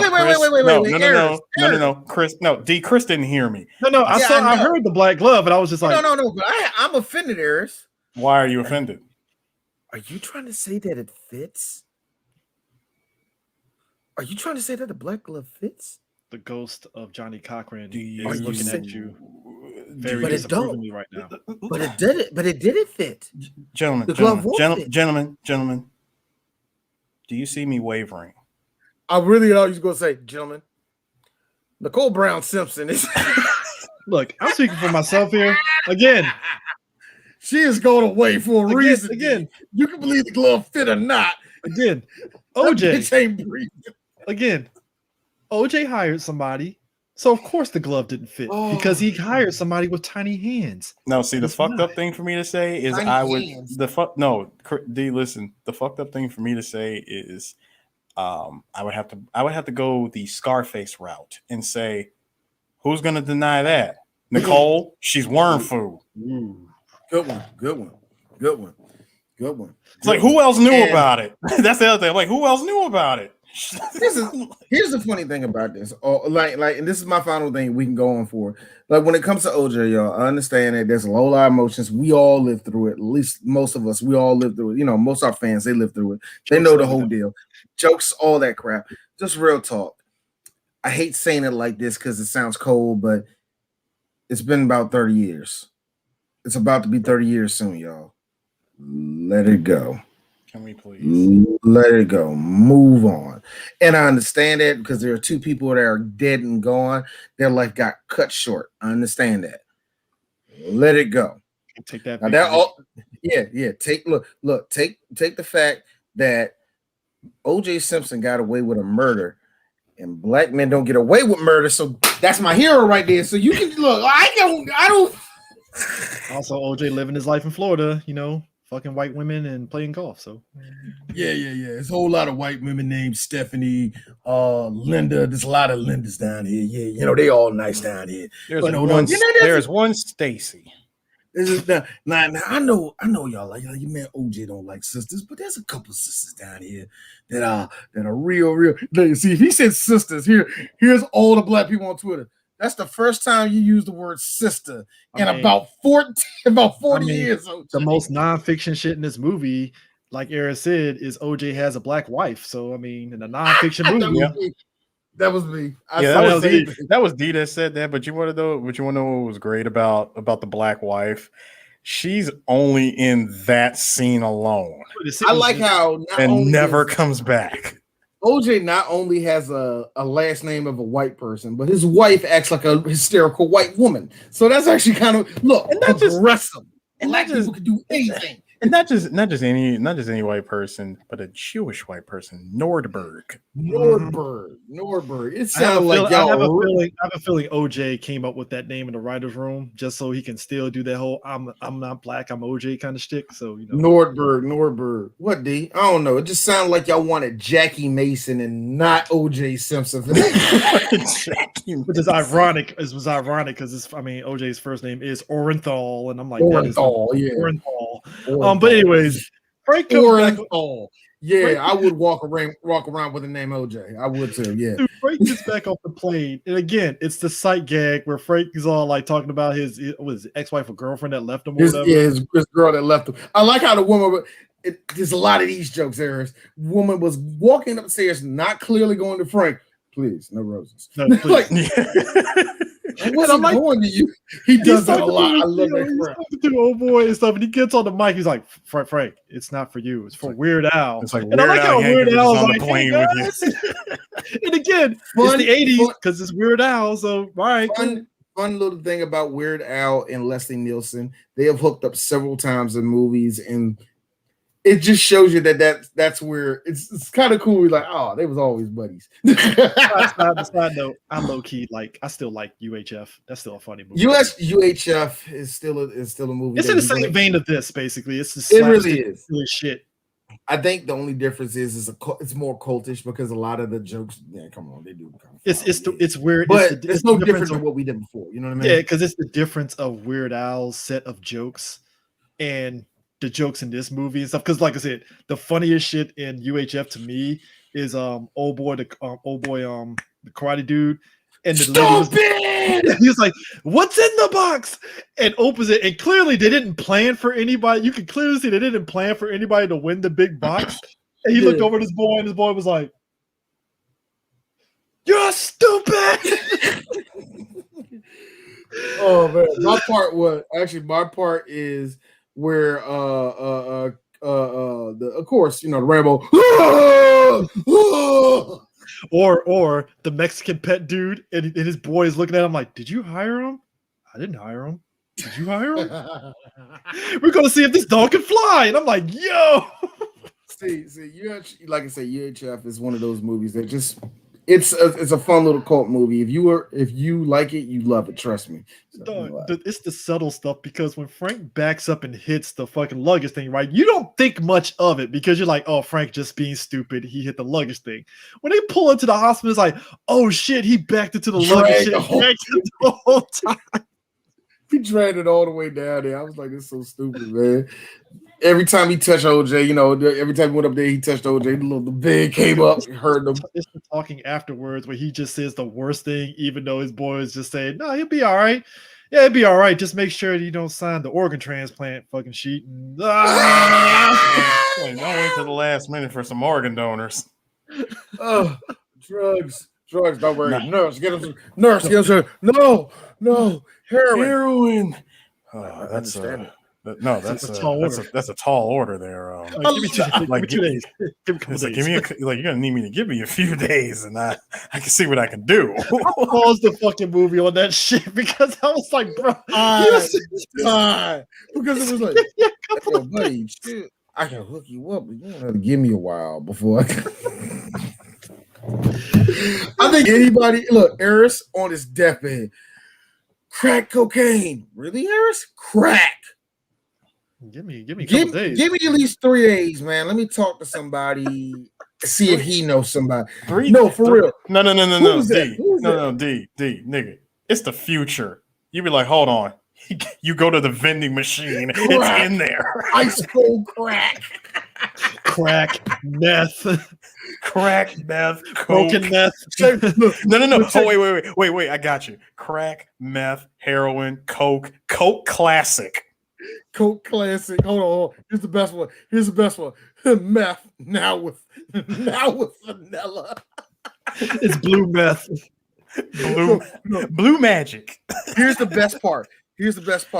All right, man. I got you the crack. Here's it before he even puts it on the spoon. This the Pepsi kind, isn't it? What the fuck, man? You know I don't like this, man. No, but what rolls me out is the fact that after he does that, right? They're like, all right, we're gonna, because as this is happening, there's another subplot that's kind of intertwined with this, where the whole police squad got kind of roped into protecting the Queen of England. Yeah, because. Yeah. Yeah. So as a kid, they got this it's a comedy movie. What? Yeah. Why do you want it to make sense? They got this actress, Jeanette Charles. She actually was somebody that actually did do movies portraying Queen Elizabeth II. No bullshit. So they tapped her and was like, "Hey, can you be Queen Elizabeth II in these movies?" Yeah, sure. Why not? And she does look kind of like what Queen Elizabeth was looking like at the time. In the 80s, yeah. Still had the brown in the hair when she was clearly still dying it. Yeah. Here's the fun part, y'all. Here's the fun part. Here's the fun part for all y'all. Hitler was alive when she was born. That's how old she. What was it? Didn't Charles just die today? He just died this year. Prince Philip. Charles, the Walking Dead. Philip just Philip was somebody said they weakened and burned that dude for the last 8 years. I'm like, yeah, I can see that. I loved it when they showed it when he got out the hospital that last time. He was like, I was like, that's a carcass. That is a carcass. So what you're saying, Chris and D, is he was looking like Major Zero at the end of Guns of the Patriots. Nigga. Only thing missing was the machine attached to Prince Philip is Big Boss wheeling him to the fucking Big Boss wheeling him. Who will be willing? Now I'm going to take it upon myself to send Zero back to nothing. If Prince Harry was a little bit older, it would have been him to do that. That would have been perfect. Nah, Harry is old. Prince Harry I has would say Prince Harry will have the eye patch. Harry is old. Harry is old Snake. His dad is fucking Charles. Philip. Now, Charles. No. Now, Prince Charles. Now you probably say, "Well, Prince Charles do that." No, Prince Charles is doing that with the Queen right now. Oh, you gonna die, bitch. I'm gonna be king. And guess what? I'm gonna get power back. You know why? I have a penis and you don't. That's something you just had to deal with your whole career. Well, when I take over and they gonna be, ooh, Queen Elizabeth, I'm gonna tell the truth. You killed my wife. Nah, I know I broke up with her, but you killed my wife, bruh. Make no mistake. They tolerated you. They'll love me. I was gonna say. You know why? Because I'm gonna put my wife's picture everywhere. Yeah, bitch. Yeah. You see, because no. You never liked her anyway. And I'm gonna put that yellow bitch. My son married her. Yo. I see. In my head, I was thinking Charles is like fucking Big Boss, and Harry is Snake, and they do that hug like Harry. Let it go. The CQC hug. That hug. might happen. No, hold on. That is Harry. No, that is what's Prince Harry's brother? William. William. Well, that's William doing it to Harry. Let it go, brother. Get some racist ass hands on you, bro. Fox, die. Fox, die. Why? That's just racism killing you, dog. You know that is. That's why you. How are you going bald and I'm not going bald? I know, no, right? bro. Really think about this. How are you going bald and I'm not? Because you know why? You want to know why? I fuck black bitch. That's fitting. Actually, to be fair, this is actually fitting for the time period that Naked Gun drop in the 80s because Prince fucking Charles actually had a full hair of hair and everything. Like, if you look at pictures of him when him and Diana got married and stuff, he had a full royal uniform on. I was like, this guy looked fucking good as shit. Look good as shit, giving all that weak dick to Diana. This is I don't know. I don't care.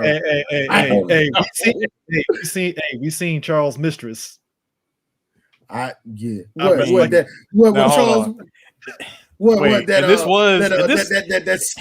skeleton warrior he got with? No, I was like, how do you downgrade? It's like you had Diana, and it's like, but Chris, think about it. See, you saying all that back then. Keep in mind, this was 88. Guess who Princess Diana became best friends with? Oh, the dude that she was secretly sleeping with. Wasn't it a black dude or something like that? Yeah, it was a black dude. It was a black dude. Yeah. No.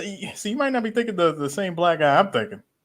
This is a nigga from Gary, Indiana. You are correct, D. Yeah, it was. He made a song about it. That came out that year. And then, like all niggas who didn't think something through, goes up to it.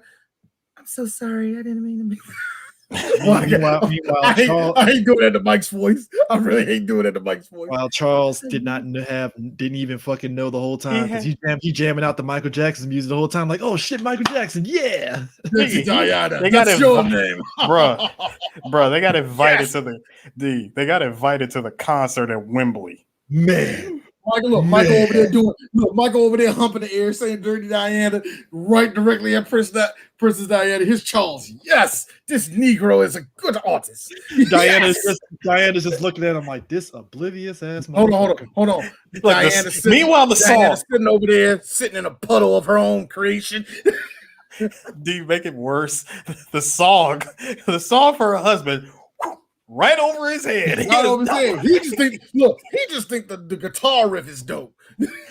Mike straight up, full on wet, dry snitched the entire damn song. Michael Jackson said, like, look, Michael Jackson singing to Princess Diana is one of the greatest things ever because when you really get the full backstory and no bull crap, the Aries, you know the story. He was super embarrassed about it. No, well.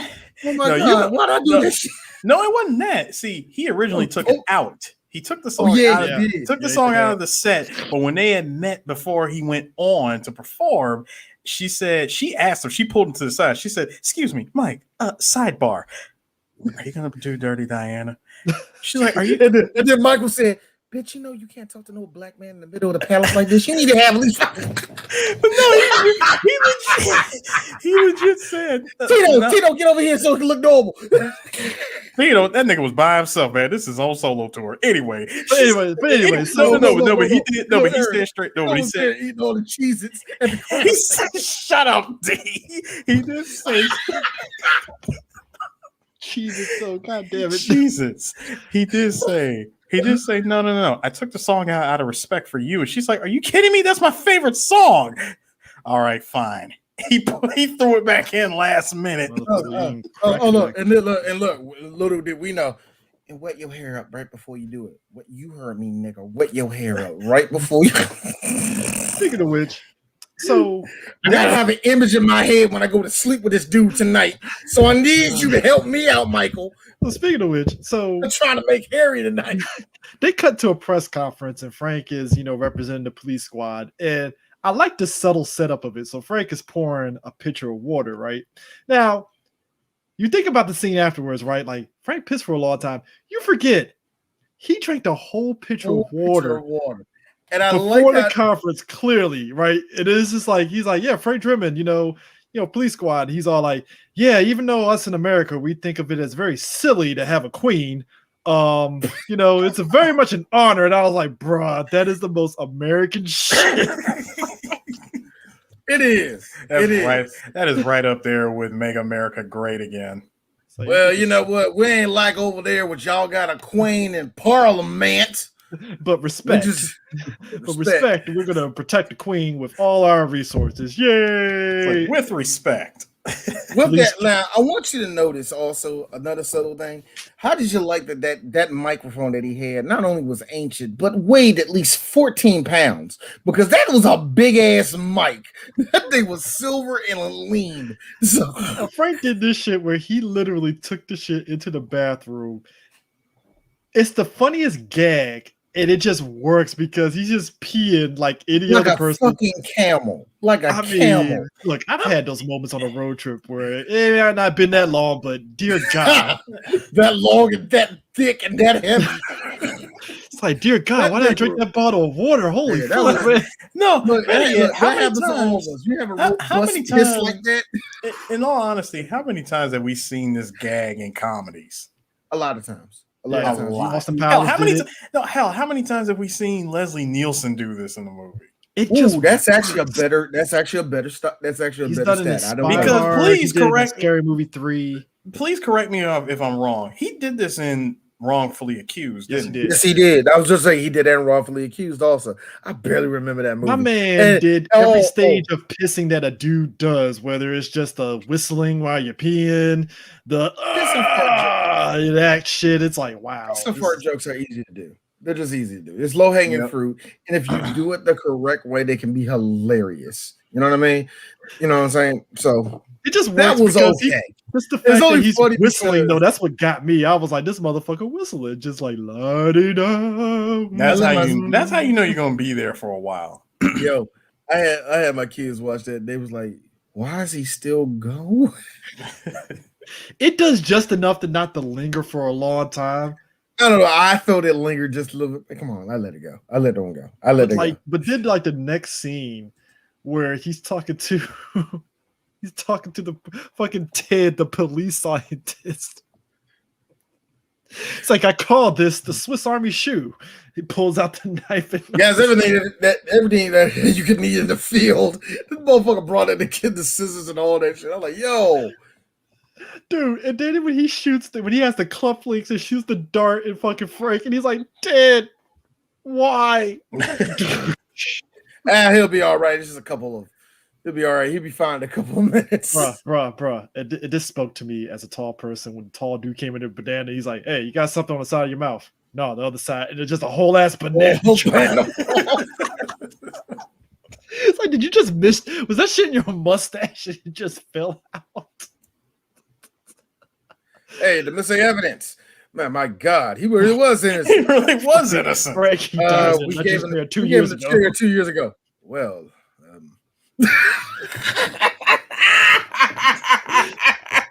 what turned into a sad scene is just hilarious because it's the deadpan, like, You know the funny thing about that is I could laugh at it, but at the same time I could feel some type of way because I will go, how many times is this actually? No. That is today. Oh, you heard about that one time that got out of jail and got paid like $5 million from the government because of the years in jail. I was like, God, no, Chris. Here's an even better one for you. Remember when he was getting kicked off of a police squad, right? And he said this line, and I said, I couldn't hear shot a guy. No. It's the fact that he said, and just think, one day I could shoot somebody and I get arrested. Man, I go. That shit would have got fucking Leslie Nielsen canceled today, man. Like, no, that was a joke. That was That was definitely the joke, but it's just hearing it and watching the movie today, you go, whoo. Like, Leslie, if only you knew, sir. If only you knew how wrong you are. I like it because you can make that, because I guarantee you there's something that came up in 1988 in LA where it's like, wow, that cop got off. Guys, you're missing the key. He made the joke. So he made the joke. One day I can get you. But the key context of that, guys, had me dying even more. And he was like, it's just as worse as 5 people in a park stabbing Caesar. Frank, that was the freaking, what was it, Caesar? That was Shakespeare in the park. Shakespeare in the park. You killed watched actors. 5 actors. Good actors. Good actors. And that's what made me fucked up for me, because I was like, that still happens today. Innocent people just getting killed. Just like... I made it. Hey, D, what type of shirt you wearing? Shut the fuck up. D, what type of shirt you wearing? Black History. Sorry, but it's just funny how he just said that shit as trying to make it a metaphor, and the police captain's like, you shot 6 people in a park. It's the most Frank Drebin shit ever, though. That's what makes it so fucking funny. Not just 6 actors. Good actors. She emphasized good, not even just like there's 6 actors, whatever. You said good actors, like yo, good actors. These is regular ass community theater, SAG actors, SAG actors, just in the park. Actors on their day off from Hollywood. I know, right? James Earl Jones. I was going to be in Matlock next week. All the way early. Nah, but what had me rolling too is when they get to the docks, because that's when they looked at the picture, which again it was a funny moment when he was like, well, Frank, he's like, Frank, that's what he was trying to tell you. I love you was the name of the boat. And he just looks like, now I just realized that. Yeah, he had that look like I feel kind of stupid saying it. I love you too, Norberg. Yeah. Nah, the part that had me rolling though was not only they pull up and they hit somebody that was on the dock and he falls into the water. The part that had me dying This is what I call an Eris Waterman joke. Clear the scene. There is nothing to see. Keep it moving. There are only 2 people. They're just standing there. Please clear the area. Move. Nah, the fucking damn chalk outline in the water. Let me tell you something. Eric. Like a lot of this crap you say that's you and me. No, in a million years, you and I would have never came up with that joke. There are 2 things in the 80s. There are two movies in the 80s that did chalk outlines great. Coming to America with the fucking dog. And that shit the dog chalk outline and the chalk line in the water. Done. You cannot top any of that shit. Wait, Chris. See, I know you say the dog. You say the dog is what got you. What got me, and I admit it. Sticks in the chalk line that got you. No. Pain. That's the one that got me. Pain in the chalk line. Because the shit in the water, what got me is that it's the chocolate line there, and you see the guy diving in looking for evidence in the water and shit. As he was like, "Hey Frank, you want to take a bidet out there?" No, I already did that back at the conference. And he just looked at him like, "Okay, like sure." But then, and this is where I was like, "This is a Dear and Eris joke." The motherfucker was like, "I don't know. Will this fucking remind you? No, I need 20 more." No, all right. No. D and Eris might. I don't take in no vaudeville shtick like that. I can't do it because I will punch you in the face. Why don't you take this 20? Why don't you take this 20? I don't know about that. Well, give me your 20. No, stop. Nah, the shit. Stop. No, Stop. when he said you got change for 20, he gave him 20 and gave it back. I couldn't. Like I said, it's funny. I don't do that vaudeville shtick. No. See, Chris, you misunderstand. The only way I would do a vaudeville joke like that, especially in that movie, it would have to somewhere in that joke a gun goes off. Something had to happen. I'm with Eris. Something had to happen. It was played so straight. There got to be a cum shot for that bus. It was played so straight because when he paid Frank the 20 back, I was like, "Nigga." So stupid. Like, here's a 20. Here's another 20. I don't know. All right, I'll tell you. Like I said, that's some old school vaudevillian type of humor right there, man. That's funny, man. I can't even get out of that. When he visits Ricardo Montalban and kills his fish, bruh. This motherfucker, I like how he said, not only did he sit and describe what these fish are like, and then he says, "Do you like it? It is unbreakable." It's like, go on. I like he's gonna break that shit. Not only does he break the shit, it falls into the water. He does a whole shtick. No. Wow. Like I said, the turning around and explaining joke.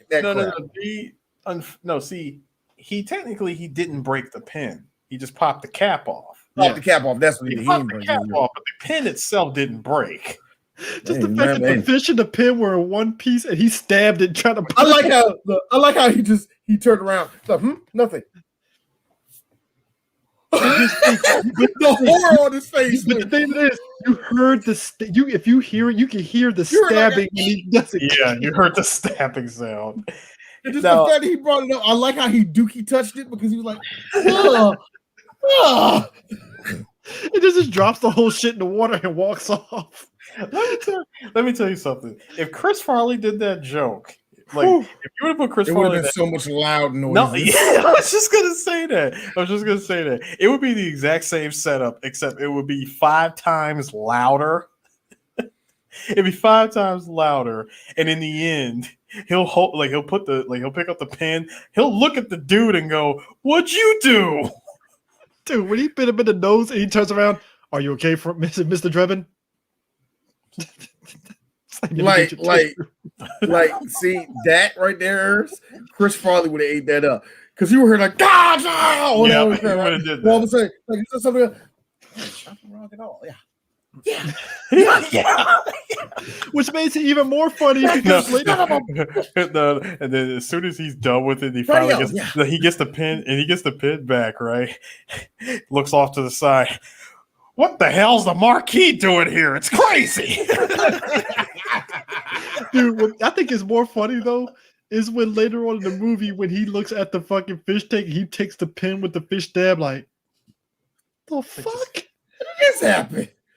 Yo, they killed me, man. Look, all right, now, the lady of the movie shows up, Priscilla Presley. Yes, she was married to Elvis Presley. Was she underage? Probably. I don't know. I ain't looked that up. Backstage, Highly underage, likely. adolescent. How you doing? Stop. That's exactly what Smack happened. it up, flip it, rub it down. No. You know the Hey, best man. part about that, Ears? The sound effects. Do, do, do, do, do, do, do. It's still a party. Like, what? Elvis made no look. You know, you look back at the 50s, the fact that was a normal thing, it's still to this day, I have to wrap my head around that shit. Like that was a thing. That was a thing, man. That's wild to me, man. And 1967. Oh no. 55. She was 18 when she married him. Yeah, she was 18. They was only married for like a couple years, not even that long. They was married in 70. They was married in 67 and divorced and they divorced in 73. And yet she became the head chairperson of his enterprise. So and apparently she fucked Robert Kardashian. What? Are you shocked? Are you shocked? Are you really shocked? Actually, yeah, because Rob got around, sir. I don't care about the Kardashians, but their spider web is unnecessarily big. So every time I hear, like, I'm sorry, Robert Kardashian did what? That throws me off. I'm still gonna sit there and maintain it. Jokes aside. Hey, Courtney, OJ's your dad, whether you want to admit it. Look, I'm with that, man. I'm with the shits on that one, man. I don't care. Are you with the shits? Just as much I'm with the shits of Stevie Wonder not being blind. Might as well just go in ahead and just throw it out there. Ooh, okay. Let's take it back. Let's take it back. In 1959, during Elvis's army career, he met Priscilla at a party back in his home in Germany. At the time, she was only 14 and he was 24. Woo! Some allege Elvis regressed to act like an awkward, embarrassed boy next door. Oh God, no, I'm cool. I'm good. I'm now I feel dirty. Because here's the thing: there's one thing for you trying to get a younger girl, fine. But when you try to bring yourself down to a level like, well, you know, I'm just a regular guy, nigga. You a grown ass nigga talking to a girl that got her period 2 years ago. Shut up! Don't do that. That was R. Kelly shit back then, man. That wasn't R. Kelly shit back then. It was normal, okay? Yeah. Christopher, well, they were in love. Of course it's normal. They were in love. Like Seinfeld and his 17-year-old girlfriend. I can't. What the hell? Anyway, but I like how she showed up. And of course, Frank is like, she had the eyes. It's like her eyes were like this. Now I like how he said she had the type of legs you want to suck on all day. I'm like, legs? Okay, cool. Legs you want to suck on. I mean, I'm all for a chick with some nice thigh meat, but like, there was quite a lack of thigh meat because you see them. Look, Eris, we're not going to go into the fact that Priscilla Presley was just okay for her time. regular ass white chick. She was a regular white woman to me. Yeah, she was Diane Lane. She wasn't. No, she ain't Diane Lane. She wasn't crushing them. You know. I will. I mean, sure, she wore Frank Drebin's shirt and she looked all right. It goes from a 5 to a 6. Sure, you know, just plus one to charisma. Oh, so plus one to charisma. Wait. So you're telling me, Chris, you're speaking as a high valued man that she is an adjustable 5. Look, you know my love for Diane Lane. So if you ain't hitting that level, I'm sorry. That's just what it is. I like how this nigga plateaued on white bitches with Diane Lane. That's just funny. Lane, her Sandra Bullock, 1 to 2, man. Hold on, Eris. Why you making that look, man? Why you making that look? I know how you is with Ricky White. I ain't stupid. I know your range of white women too. Don't do that. I like how I love your look though. I love that look. I'm like, talking about, sir. I'm like, sir, please understand something. See, I didn't even have to pay attention to the leading lady in this movie. My attention immediately went to one, Lorelei Hart. Lorelei Hart? Now, for anyone who doesn't know who that is, she was the one who just happens to be standing in front of a wide open ass window, combing her hair with the twins out when Leslie was trying to maneuver his way around the building. Two things before we get to that. Two things before that. Knew you were going to look it up, Eris. Two things. God bless you, two things, though. The part where Frank tells Jane, "Oh, that's a nice ankle you got there. Oh, how did that slip down there?" And he just looks like, so that was an arm bracelet, and it got okay. Nah, the better one before that was Chris. Oh wow, nice beaver. Yeah, I know. I had it stuffed. That's a sight gag right there. I hate and look, personally, I hate beaver jokes, but that made me laugh. I don't laugh with the beaver. I don't laugh. That's some shit from Animal House, and I gotta be honest with you, that's some white guy humor that it's chuckle worthy, but for a black person, it's like, yeah, we ain't saying beaver, what you black people say? Coochie, padussy. Normal words. Older black women that tell chicks that wear booty shorts, coochie cut off. Coochie cutters, yeah, that's what you call them. I was like, yo, look, there are certain slangs in black people, especially older black people. I'm pretty sure all of our parents said it. Call somebody a heifer. I'm like, yo, I haven't heard that shit. They still call them that. Now, listen, Chris. Every 8 blue moons you'll get. I haven't seen any chick our age call another chick a heifer. They just call her a bitch and keep it moving. I never heard that. Wow! You haven't been in a thick fight. Okay, you haven't seen them girls when they are about to swing. The word I need this bitch become normal. I need to go. There's hood parties. See that. But then again, I think it's like more of a regional hard pass. I'm sorry, D. Chris, you say that hard pass for me. We both experienced the hood party, so yeah, you're right. Chris, we in our 30s right now. Don't go to the hood. Yeah, don't do that. Stop going to the hood. It's like this. Do you go to the hood to get my weed and leave? Why do y'all? Also, to be fair, I go to the hood to get the good juice that apparently Safeway don't fucking sell and shit. So I gotta go. Okay, Chris, I'm with you on that because I'm like Paula John Parker. Yeah, y'all trying to hide. Can you imagine? Look, you know how? Look, skincare products is the best place to go. This is how low key niggers my black ass is. I walk around a Whole Foods looking for fucking Minute Maid, and I'm like, oh shit, they don't sell fucking Minute Maid. God damn it. That's how you know it's just the programming just kicks in your head immediatly. Like, oh, they don't sell Minute Maid. I'm thinking like a poor person. Fuck. Oh my goodness. Like, wait a minute, you're looking for Minute Maid? Eris, I swear to God, guys. You're in the wrong store. Guys, I swear to God, I came close to asking somebody before I caught myself and realized, oh shit, I'm in Alexandria, Virginia. They ain't gonna sell this shit in Whole Foods. They're gonna kick you out that store. They're gonna kick you out that store. See, it's bad enough, and I just say this because I work in Alexandria. It's bad enough Alexandria is not as classy as they think it is, but it's still Alexandria. Yeah. Alexandria got a lot of nerve to flex on PG.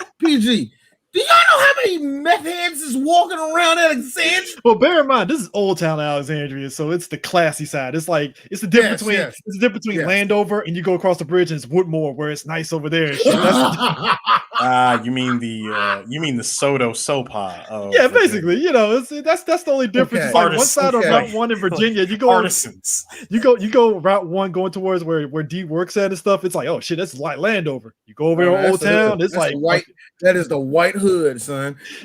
You go up the street over to Old Town, all of a sudden niggas got monocles and shit like, looks like the Negroes came from Southeast. I'm from Springfield. Still Southeast. And it kills me because Old Town smells like piss half the damn time. Man. But anyways, so when Frank breaks into that place and stuff, to Eris's girl though, I still laugh like, yo, he really did just full blown just cup them fucking shits. I mean, both full on cup. I like how because the scene starts, he tries to break in Ricardo Montalban successfully. Yeah. I like how they do it because right before that, him and George Kennedy in the car eating peanut shells, pistachio shells. Oh, you got all this red stuff around it. Like, and they wear lipstick. Yeah, man, it's not down. Like, all right, I gotta go. And he opens the door and this is mountain of pistachio. Low key. I felt for Frank in that scene because that's me and sunflower seeds to a degree. It'd be piled up on a napkin and shit. I'm just like, I gotta be real with you. I love my wife to death. That will be the reason I divorce Angie. I want y'all to understand. I will take bullets for my wife. I would hop in front of a car for her. I would do. Don't say that to you about taking bullets after that fucking thread. Don't do that. What thread? Remember that thread about would you take a bullet for your girlfriend? And it's the black dude like, ah. Era saw it. The part that I'm going back to is this one. I was laughing so hard because it was like, no, the best one was your boy, the coach, Chris. Bullet. Because here's the fucked up part about that thread. Oh, God. We as guys, we will protect our woman by any means necessary. Guns, on the other hand, is where the tear starts kicking in, where it's like, I don't know, man, fight or flight on that one, man. Hey, I gotta go apocalypse on that one. Survival of the fittest, nigga. Sorry. Oh my god, man. Bullet. Here's the thing. Why did you protect me? Do I look like Barry Allen? I'm sorry. First off, I'm sorry. Last time I checked, Bullet versus human skin. Bullet wins. So I am not Barry Allen. I am not Red Rush. Oh, damn, baby! I was coming. Yo, what he said when I dived on the ground, faking like I got shot. Anyway, anyways, that's fucked up. But yeah, when the thing that had me rolling out, and you kind of see some of the jokes coming, but you still laugh. When he lit up that fucking lighter and had it close to the paper and brought it down, I was like, and he's about to light it. There it is. You know? As soon as the paper caught fire, I'm like, okay, here we go. Paper catches fire. Well, number one, you're gonna throw the paper in the trash can. Number two, you're gonna stick your foot in the trash can and get it stuck. You know, and if there was the big one, hold on, there one more. And if a Simpson writer wrote this scene, I guarantee you the curtains just immediately, like, spontaneously combust into flames. The piano. That's what I'm about to say. Yeah, the piano being played was good enough. Then the joke, number one of 5 jokes of this movie that me and Eris would have fought about. Eris, we're not doing the piano joke. Come on, D. It's ragtime. No. We're not doing that joke. No, no. This is the way Eris sells me on it. D, can I play at least one of the tunes that we play on it? Go ahead. Get a different one. Perfect. I take it. Just do it. Yeah, do it. Get him to do it. So why does he grab the painting? Of all things to save, he grabs the painting and he falls in perfect slapstick style. He falls on a plant. A freaking potted plant took out a painting. Here's my thing. Even if you got the painting down, what was the whole plan again? I mean, but the fact that, like, when he goes outside and cups old girl, when he grabs the fucking the you saw it coming. You saw it coming because you saw the statues with the girls with the titties, and you saw the statue with the.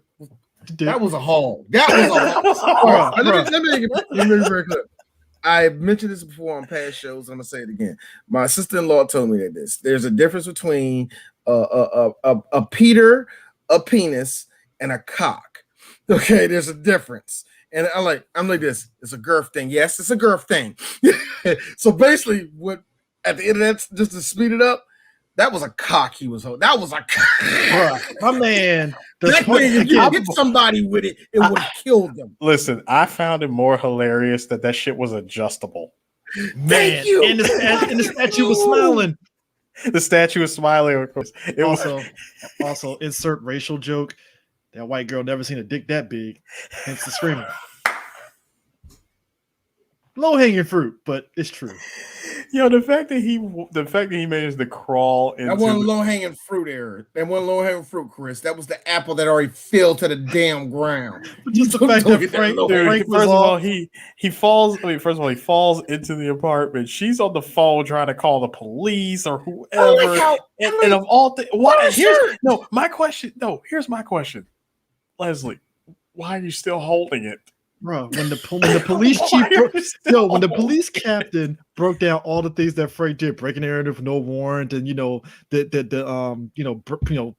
destruction of property and stuff, when she said assault with a statue with a stone penis, I died because I'm like, no. The word was stoned dildo. Stone dildo. I believe concrete dildo. Concrete dildo, and that being said, for D, ladies and gentlemen. That was the first time D ever heard the word dildo. And I did not know what they meant until I watched the movie again until like 1997. Oh, dildo. Let me tell you something. White people will either say dildo or cock. Black people just say dick. I'm sorry. That's a racial thing. Penis. Made it all day. No. Not penis. Penis. Oh, I'm sorry. The word, look, I call somebody a cocksucker. That's the closest you're going to get out of me saying that. I love it when black people use the term. I'm not even gonna because we mean it. I'm not even gonna say it. I'm not even gonna say it because it's gonna go straight into BAM territory, and this is not a BAM podcast. So I'm not. Is it? No. It's not. We're all talking about stone. We all start talking about No. It's not because listen, D. It's not because I'm not going into the whole damn story. All right. Okay, got you. Now there's a story to this, and I'm not doing it. We see Jane has broken into Frank's apartment, and wearing his shit and stuff. And I like how Frank was like, "I'm gonna wear something comfortable." He just changed it to a different color fucking suit. That's better. And then they have sex, and he was like, "I wear protection." It's a whole body. I like that. I practice safe sex. So do I. And they're both wearing full body condoms. And then the montage had me in tears, and the fact that it only took place over one goddamn day. One fucking day. They did all that in the span of a day. My favorite one was them holding hands and see that other couple, no, and they just clothesline the living shit out. I like how my man took it because that was a straight up clothesline. That man, I want to know how much that stunt actor and actress got paid for that shit. I would love to did that shit, man. I got clothesline by Les Nielsen, man. Yeah. No, let me ask y'all this. Let me ask y'all this question. How is it that it took place all in the span of a day when there were day and night shots? Went to the rodeo. You wondering that? D is wondering that y'all notice. Did y'all age kick in like mine when you saw the end where it was like a music video? Like, oh my god, that's the font that's the same MTV font. Holy shit, I'm old. Only thing missing was like Paul Shore, like the Weezer. I'm like, oh, shit. Don't do that. No, not Pauly Shore. I needed it. It's 88. I would need Ed Lover or some shit. No. For no.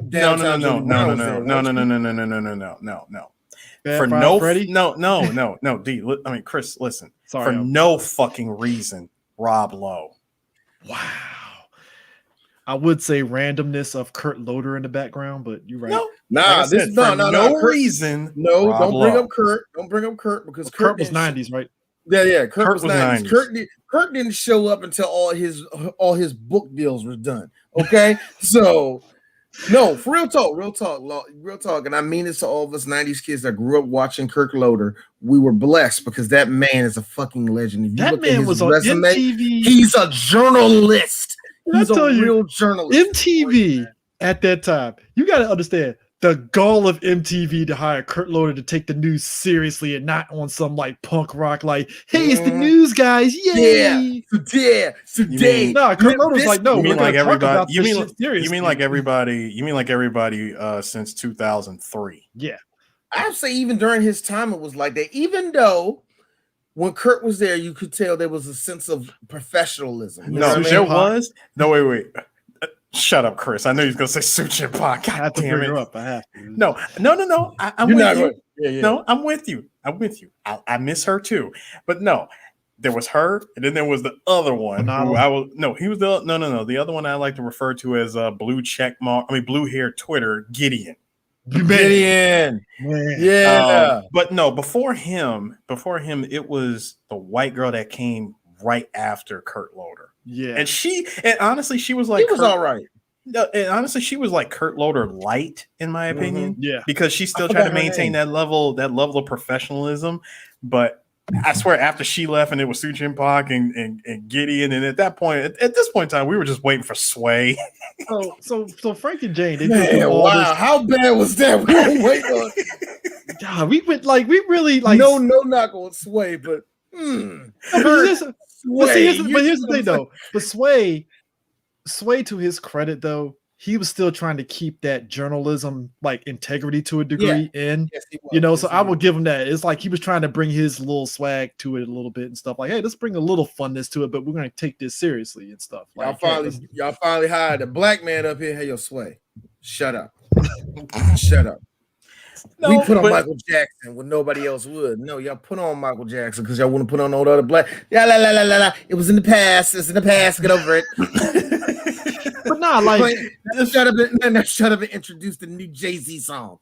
The fact that D, I'm with you. They use that old ass MTV font for that music video, and I'm with you. I was like, holy shit, I feel old. But the kicker about that is, I didn't know I could be assaulted by font, by text font. No, and it wasn't just any font, D. It was the first MTV font that they used. Because remember they upgraded, because remember they upgraded the font in the 90s, where it's only like two to the corner too. Yeah, it's closer to the original font, but you can tell it's definitely different.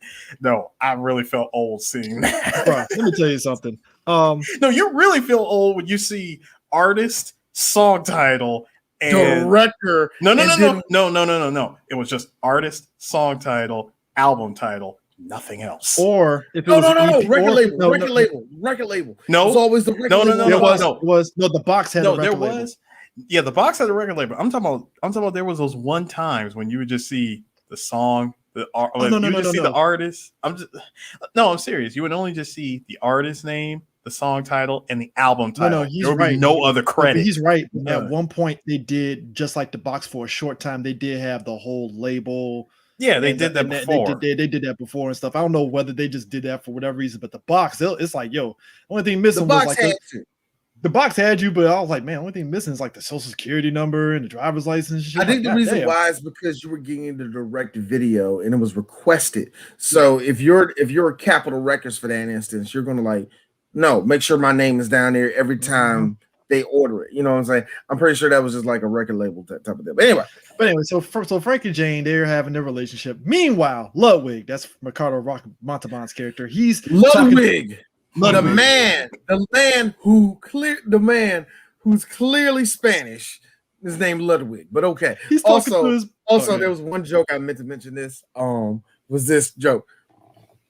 Cuban, actually no, Dutch Irish. My father was from Wales. The delivery is what works. The delivery is what works because you have to deliver it very straight pan. You can't joke and kiki on that. I would have laughed my ass off if they pulled the Godfather line after he said that. It says, "Well, listen here, my Kraut Mick friend." What have you rolling? I thought you were gonna say Cuban. Actually, I thought you were Puerto Rican. Yo, when he's talking to he's talking to the guy that paid him money to kill the queen, and his secretary comes in. Ludwig basically has like a device that kind of hypnose people. Presses a button that looks like a car alarm to my car and shit. Presses it, and his secretary pulls a gun out of his drawer and was like, "I must kill." Click, click, click, and this guy's like, "Oh shit!" And he's like, "Click, click, click," and then he presses the button. She drops the gun. So would that be 2 creams and 2 sugars? Looks to him, he's like, "Just 2 creams," and walks off. Oh, there's a gun on the floor. Just leave it there. Just leave it there. I still find it funny that that's what they. I like how your casualness response of is the- just leave it there. Just leave it It there. ain't going Just nowhere. leave it Just leave it there. Oh my god, man. That was just ridiculous. But at the same time, that is the most James Bond plan that somehow you just buy into. That It is just pure James Bond villain when they just say, you know what, just leave the weapon there. Like leave it there. It's like putting your putting the main putting the hero in a easily escapable situation. Yeah. That's pure Bond villain. Also, They think it's diabolical. Listen, they think it's diabolical, foolproof. There's no way he has an ice cube's chance in hell of surviving this situation. And somehow they think that shit is like 100% foolproof, knowing damn well that all the main character needs is a freaking corkscrew and some tinfoil, and he's out of that shit in seconds. Also, another joke, Frank pulls up to the police station and accidentally taps the car in front of him, and the airbags come out, and all of a sudden the airbag just ends up driving the car, and you know he combat rolls out when she says, "Look out!" And he just shoots like 5 shots, and is like, "Did anybody get the tags of that?" That and right there, that was pure Simpsons writing with that one. Because it's like Frank in his mind kind of picked up on, "Oh shit, that was my car." Yeah, get a report. They all saw that. Yeah, totally. You know what today's version of that is, Chris? So sprinkle some crack on them and keep it moving. I just like how the car had a mind of its fucking own and literally put the shit in drive, and it just airbagged out and just drove and everything. Again, that is a pure Simpsons joke. I like the fact that they broke out the gun. Pow, pow, pow, boom. Dude, you're not doing it right. He did it in the whole.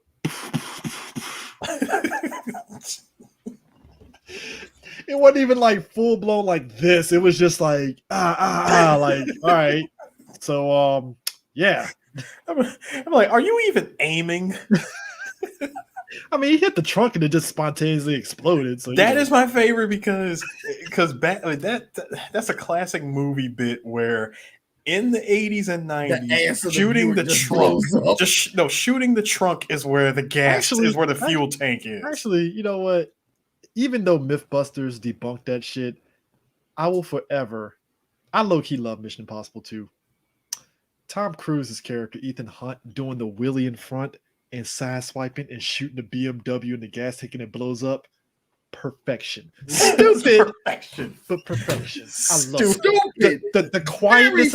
The music stops and you hear him just bah, bah, bah, bah, bah, bah. I was like, that's fucking badass. It's bullshit. It's fucking bullshit. It still don't be a movie that we're in a movie series. Well, I don't know how deep we're going into it, but still don't beat Death Wish though. The car went to a complete stop and blew up. This is why Black Dynamite works when the Chicago wind dives off the cliff. Chicago wind, I left you blowing in the breeze. There's his dog. Nigga, don't you ever. The car didn't even get off the cliff and it just exploded. Listen, Chris. I am mad as fuck. I didn't do this, but I'm even more mad that no one didn't think of this. Remember when this is super off topic, but we'll get back to this in a second. Y'all remember when I told you about that car event I went to and that Mustang crashed into the parked cars, right? Yeah. Deja vu. No, what I needed, I seriously needed just to play Chicago Wind saying, that's why they call me Chicago Wind, fool, because I left you blowing in the breeze. Shit, don't you ever. And I'll cut right to that footage. If you want context, ladies and gentlemen, Eris went to ladies and gentlemen, if you want context, DJ Sue went to an auto show down in Woodbridge, Virginia. Yes, there was a bit. Wasn't an auto show. It was just an auto show. It was a car beat. And somebody like in a Mustang. In a Mustang, because come on. It's a Mustang. Did you think it was going to be so? Look, I'm sorry, dude that loves Mustangs. Did you think it was going to be a nigga in a Camaro? Did you really think it was going to be a nigga in a Civic? Did you really think it was going to be somebody in the Chevy? No, it's only you motherfuckers. A car that is only meant to drag race. You have this brilliant idea. I'm gonna burn out and do circles. And You're gonna do this. You're gonna do this dumb shit with street tires and no slicks. Fuck out my face. No nothing. A car, Eris, again, that is only good, really, for drag racing. You decide I'm gonna attack that curve. Somebody Tokyo Drift, nigga. Somebody clearly put a little bit too much Need for Speed Hot Pursuit. Thought he was slick.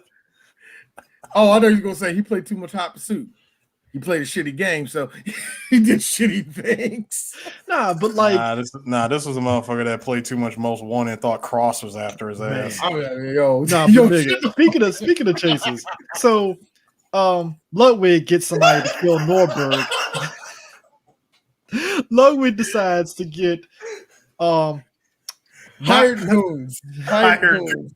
Get a hired goon to get what's the dude from All in the Family? Because that's what that doctor dude looked like. Archie Bunker looking at he looked like fucking Archie Bunker. He was like, I must kill Norberg.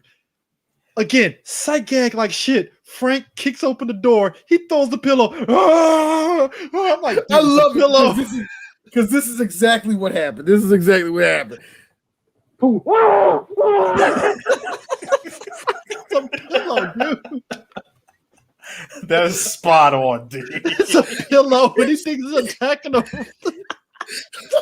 I like even better because OJ sits up. Look, I love it because OJ gets knocked down. He sits up. The dude's about to throw a vase. As he throws it, OJ sits up. Wham! Falls back down. Then Frank crawls on him and stuff, and he's like, And Leslie Nielsen, I just got to be honest with you. Leslie, rest in peace. But I would have punched him after that scene if I was OJ. You put your ass all in my nose, bro. For real. And look, and that tells you something, Eric, because you know me. I do anything for comedy. Chill, nigga. Now, what we got Let's do another shot at that. Nah, we good. Ain't we with Leslie? Yeah, we're good. Yeah, I thought so. Now, what we got is, this is one of those movies that, it's one thing to get, like, for instance, I like Ferris Bueller's Day Off. They use Ben Stein perfectly as the boring, monotone teacher. We've all had that one teacher in high school that's like, anybody? Yes, economics. And I'm like, ugh. They get great actor, work with Orson Welles, John Houseman, to play a driving instructor. And it was perfect. Yo, theater actor, and he plays it straight. No jokes, no nothing, as the driving instructor. It is fucking hilarious. All right, pull in. All right, just follow behind it. All right, steady. You put it in park. Yo, the best. Put your hand out. I like it like that. Like they go into a one way, and I like how they got to speed up the footage to make your but you forgot the one part where he's like, under normal circumstances, we will never drive on a one-way road, but in this circumstances, we will. Okay. This is not a funny joke to me. It's not something that make me go ha ha, but it's a funny thing to do in the scene. So Frank is out the car shooting right as they're driving. The girl, as she's driving, rolls up the window as a guffer. It's not funny, but that's funny. They got the perfect. I hate to say it. They got the chick look like Kathy from the fucking comic strips. Yes, I'm pulling. I'm showing my age. Kathy Guys. Good for you, man. Kathy Guyswhite is one of the look. No real talk. Kathy Guyswhite is a goat. She got her own cartoon, guys. That's how old we are. She had her own short-lived cartoon. Very short-lived. Very short-lived. Yes, they greenlit us. A network greenlit a Kathy cartoon for a hot minute. It got I think 8 episodes. It was. You want to know you want to see an example of blinking and miss it? Mm-hmm. Look at that. Mm-hmm. I didn't make that up. No, you didn't, D. Woo. Dude, I thought I made that up in my brain. the fact that Dilbert got more episodes than Kathy, and that's just as obscure as that's in the same vein as Kathy, to be honest. I don't know, which is funny, D. Dilbert is funny. It's Office Space animated. That's all it is. Like I said, I really want to say Kathy because of the legacy that comic strip has, but Dilbert's funnier. It's a lot funnier. Trust me. I'm not even going. Dilbert, especially when Dilbert first came out and was very popular amongst the IT guys. Mm-hmm. Oh man, like what was that? 95, about 94 to I said the Office Space, that little Office Space. Time, about 94 to about 98. Dilbert crushed, man. As a person right now, I don't work in IT, but like I just remember I look at some old Dilbert stuff. I was like, this is actually funny now. I couldn't get it as a kid. I was like, the fuck is this? A lot of Dilbert, like it's kind of funny now. I think all the IT guys now they need something new to really identify with. Like you guys still identify with the IT crowd. So you know, so it feels like there needs to be a new type of thing. Like, hey, this actually says our lives. Dilbert to me as a kid, Dilbert didn't do shit for me. Just like reopen up a Sunday comic strip and they had a Prince Valiant comment in the back. I'm like, who the fuck is Prince Valiant? I don't care about this. The only reason why I understood Dilbert I know how you really feel. It's when you open up the Sunday comic strips and you find Calvin and Hobbes is missing and they got replaced with For Better or Worse. But I kind of like For Better or Worse a little bit. No, I'm with Varys on that one. I like For Better or Worse, but it cuts deep. It don't beat out the banger. Actually, to me, it's like the one day they didn't have a good Garfield strip and they replaced it with something else. You're like, no, Garfield, this is bullshit. All right, this is just D. Respect to it because I love it. All of these Spider-Man comics are so out of like continuity and stuff. I don't know what's going on. Dude, you're only allowed like 3.5 panel shots to draw. Imagine you're a kid. Again, funny enough, I think we are speaking to the time period again, 88, 90s and stuff. Yeah. Imagine you're a kid, Sunday comic, you get 5. You're an artist, you get 5 panels to write a Spider-Man story. And it's like, how does that work? And then they put to be continued at the end till next Sunday. And the fun part about that is this: it doesn't say your name; it says by Stan Lee. It doesn't say you. I feel bad. I will feel bad if it got to the topic. Artist at the Washington Post is pissed off that he created all that shit. Yo, I feel bad for the dude that got to write the Sunday strip for Spider-Man, man. I don't even see. I always thought they took it from older comics and stuff, but apparently it isn't. New. They were like they were out of continuity, like shit. It was just for the comic strips for that thing. It was weird. I know Prince Valiant is on the level of Davy Crockett. I don't give a fuck about that shit. I stand by that. I know Prince Valiant is more like UK, more so than anything than it is here, but it just didn't hit for me. I'm sorry. Like I feel that was made for the older readers. That come on, that wasn't made for us. That wasn't made for that is pure Gen X. Yeah, no, I don't think it was made for them.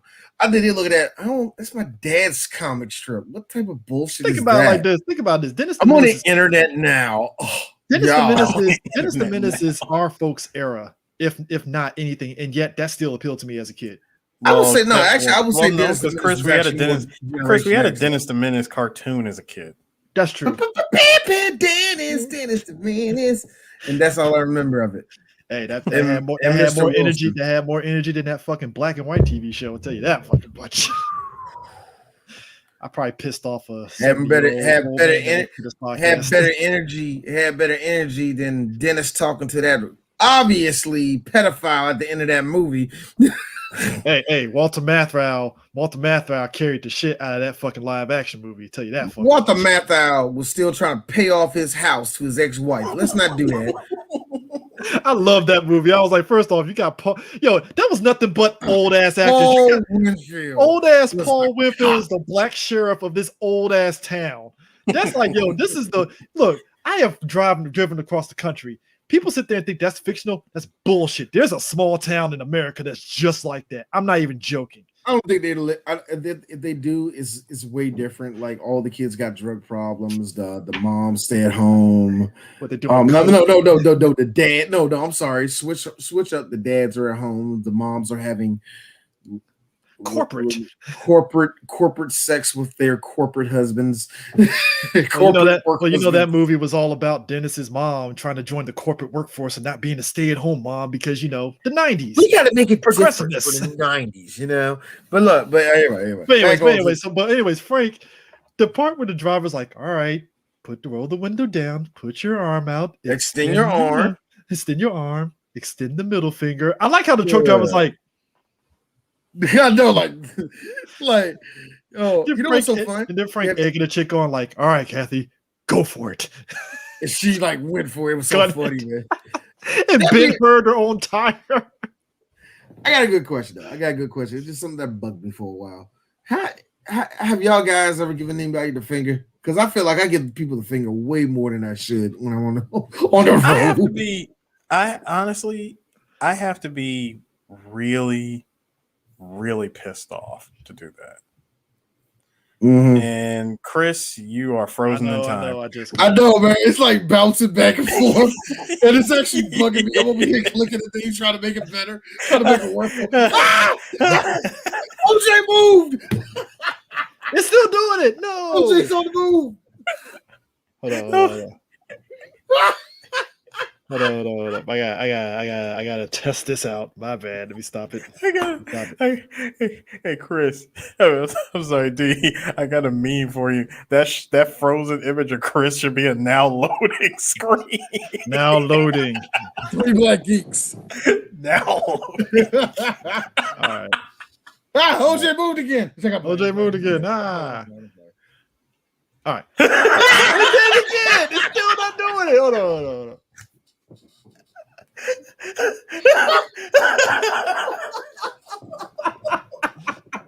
It's just moving in one. It's like bouncing doing this weird thing, man.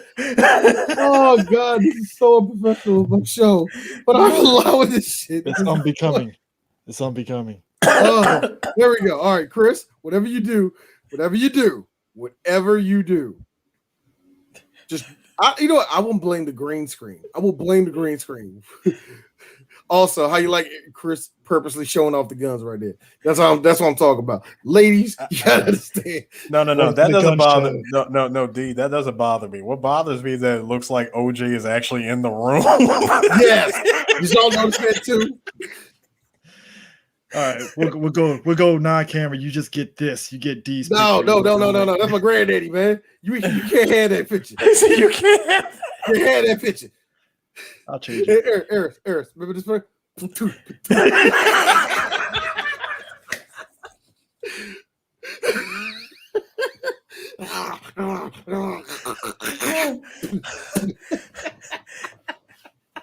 All right, that's enough. My God. Enough selling this. Hey, Chris, bring up your vibrating picture again, man. It's all good. It's like this is Hypnotoad. It was like Hypnotoad. That's no. It wasn't Hypnotoad. D. It was Chris's Kodak avatar from Metal Gear.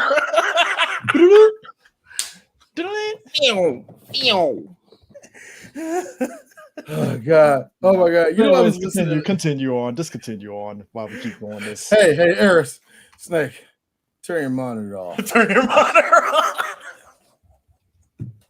we please get through this movie? But anyways. Go ahead. Let's see. I actually lost. But anyways, that was funny though. But anyways, so at this point, Jane decides, all right, have to do first off, destroys the fucking fireworks warehouse with all the Asian people running out of it. That was fucking hilarious. Which was weird. All right, guys, get up. Nothing to see here. All right, nothing to see. No, because if you think about it, Simpsons did that joke too.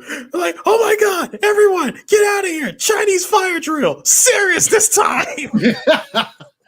What killed me about that joke was this man went through he blew up he crashed into the gas, then came out the gas, crashed into the rocket ship, and then crashed into And then crashing through the fireworks store, which I thought to myself, when you hitting the missile cause a bigger whatever joke. Whatever. Anyway, When you look at the CJ, you know what's funny? We look at that shit and yet we still question Dominic Toretto's durability.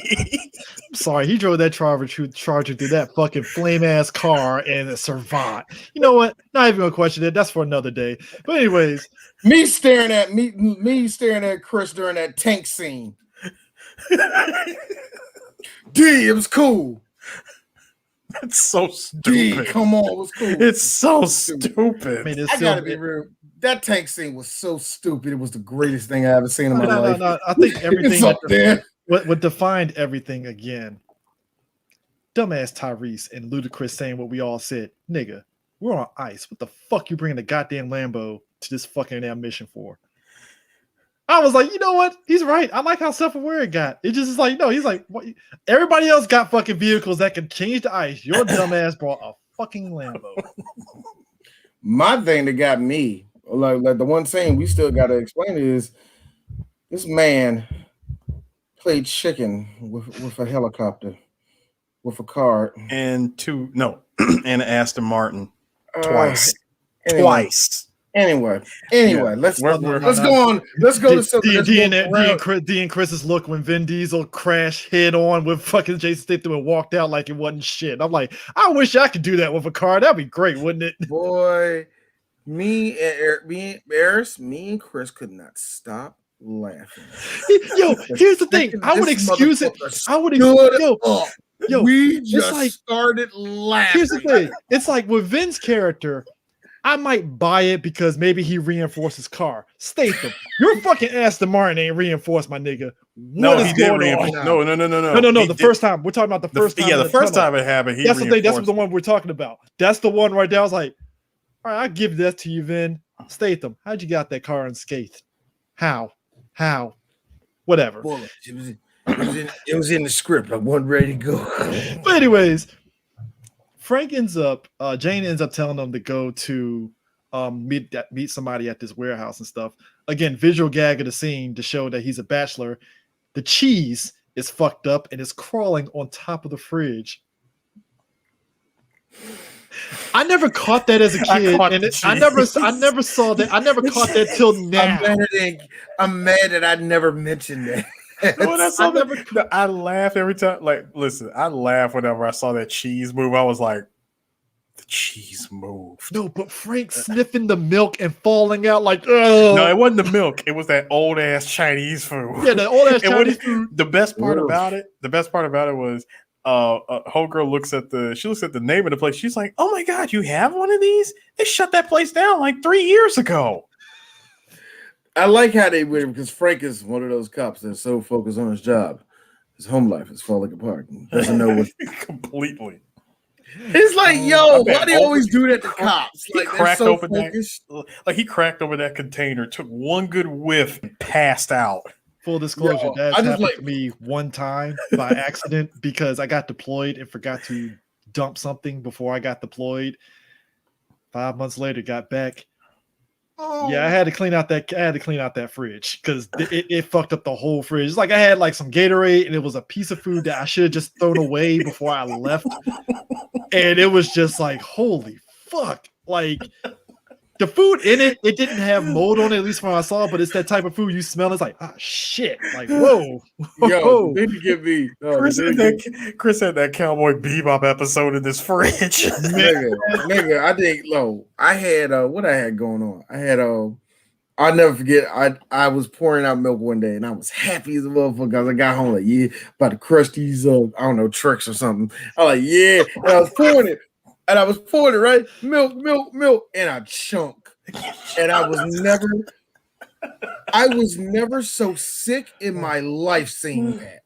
I mean, listen, it was like, where the milk go? Like, I was like, what happened to the milk? I checked the date, nigga. It was only like 2 days expired. I'm like, why is it like that already? We had a mind fuck before we continue. My mom, for whatever reason, this time I was in middle school. She had just went to I think Trader Joe's had just opened in this area, I think it was over in Arlington. That's where she went. She decided like, oh, we're gonna go to Trader Joe's.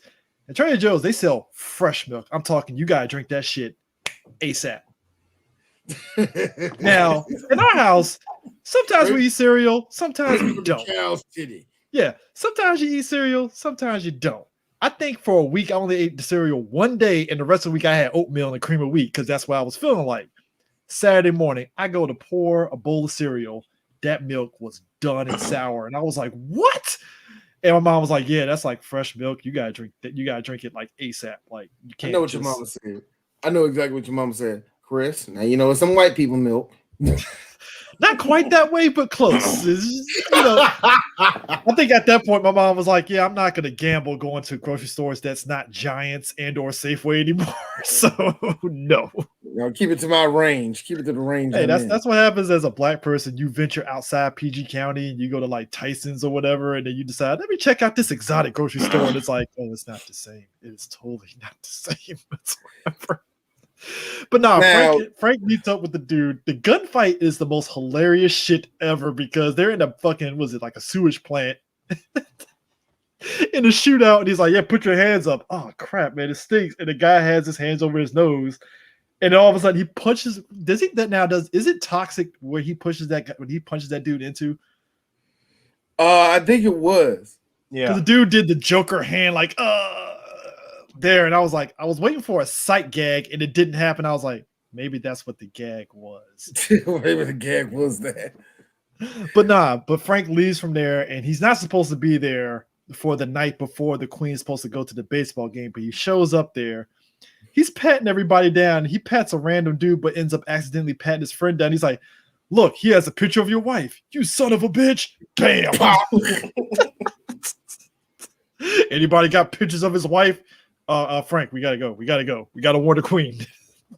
So I like how the whole, like I said, I like how in the whole movie you basically got Frank trying to try to stay in because remember the mayor said no, stay away from the Queen and all that. And I like how literal, like in that same scene, Ricardo Montalban had a gun. He points it. He's like, he's got to kill the Queen. No, he jumps on. It's just Leslie Nielsen saying, I always wanted to get on top of Queen Elizabeth. Because he hops on, he just slides across the table. I'm thinking, the bad part was this. It ain't him falling on the Queen that I had a problem with. Why did he slide for so long on that table? Okay. That was your problem, right? Mine was something even more obvious. That the woman under Leslie, clearly a stunt woman, clearly younger, clearly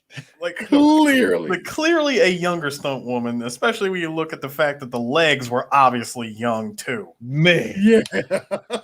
I mean, but here's the kicker too. I like how Ed the next day in the paper, like these papers do put out this trash filth lines and this stuff, and it's literally Frank looking like he's actually fucking the Queen of England and shit. Oh, that was great. That was too good. Just I was like, please, keep it coming. He's like, now Ed, you know these papers are going to do that. No, because D is, and you know why I say that, Chris? Like, please keep it coming, because if this was made today, I guarantee you that somewhere there is a XXX parody of that shit that would have been made. Oh my god! I'm not actually shocked that older white men have not really. I'm shocked that has not been done. I mean, I'm you not disappoint. Like, hey, listen, you disappoint me, spicy industry. I mean, they were doing that ridiculous. But what ends up happening is probably my favorite scene, because this is where the movie ramps up on its ridiculousness. We get the California Angels and the Mariners playing. Yes, the California Angels, not the Los Angeles Angels. Well, that's what I'm saying. They were California. They were the California Angels. Yeah, because after that, that's when they became the Anaheim Angels, and they became the LA Angels of Anaheim. And I think now they're just the LA Angels. I think they're just the LA Angels now. Yeah, they're the LA Angels now. But anyway, yeah, I love that scene because, of course, it's baseball in the 80s. Dude, they had fucking these are actual professional announcers. The only ones I know of besides Dick Vitale, no bullshit. Jim Palmer, I know because I've Jim seen Palmer, a couple yes. of a couple of his commentating, Mhm. and was it Tim McCarver? Tim McCarver. The one I like that in, and Dr. Joyce Brothers. So Dr. like, Joyce why is Brothers. Dr. Joyce on there? No, what made it even better was that it was actually her. Thank It was you. actually her. In She fact, they agreed were to all show up. there. Like that entire line was like they were all the original, like the real people. And I go, holy shit! I was like, holy shit! They actually got all of them, including Dr. Joyce herself. Oh, what had me rolling is when they were rolling, as we said right at the beginning of this episode, where they were bringing up all the sports bloopers. I like how one of the commentators, I think it might have been what's his face? Was it not, who was it? Damn it. I'm trying to remember. Kurt. When the guys get mauled by the lion and the other dude's like, oh man, these sports bloopers, he's looking at his face like, the fuck, man? What the hell's going on here with the lion? My favorite was everybody else is feeling horrified, and this is me. How about that? I swear that was me. That was me. That was me the whole time. Dog, who was the singer? Who was the singer? Who was the opera dude that he took? That he beat? Enrico Palazzo. Yeah. Enrico Palazzo. Enrico Palazzo. When he sat there and fucked up that song, and everybody's tackling him, and he runs away, right?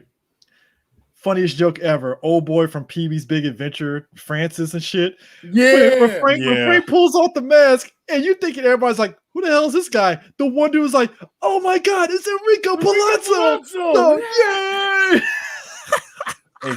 Hey, Chris, let me tell you something. And let me tell. In fact, I gotta tell both of y'all something for this.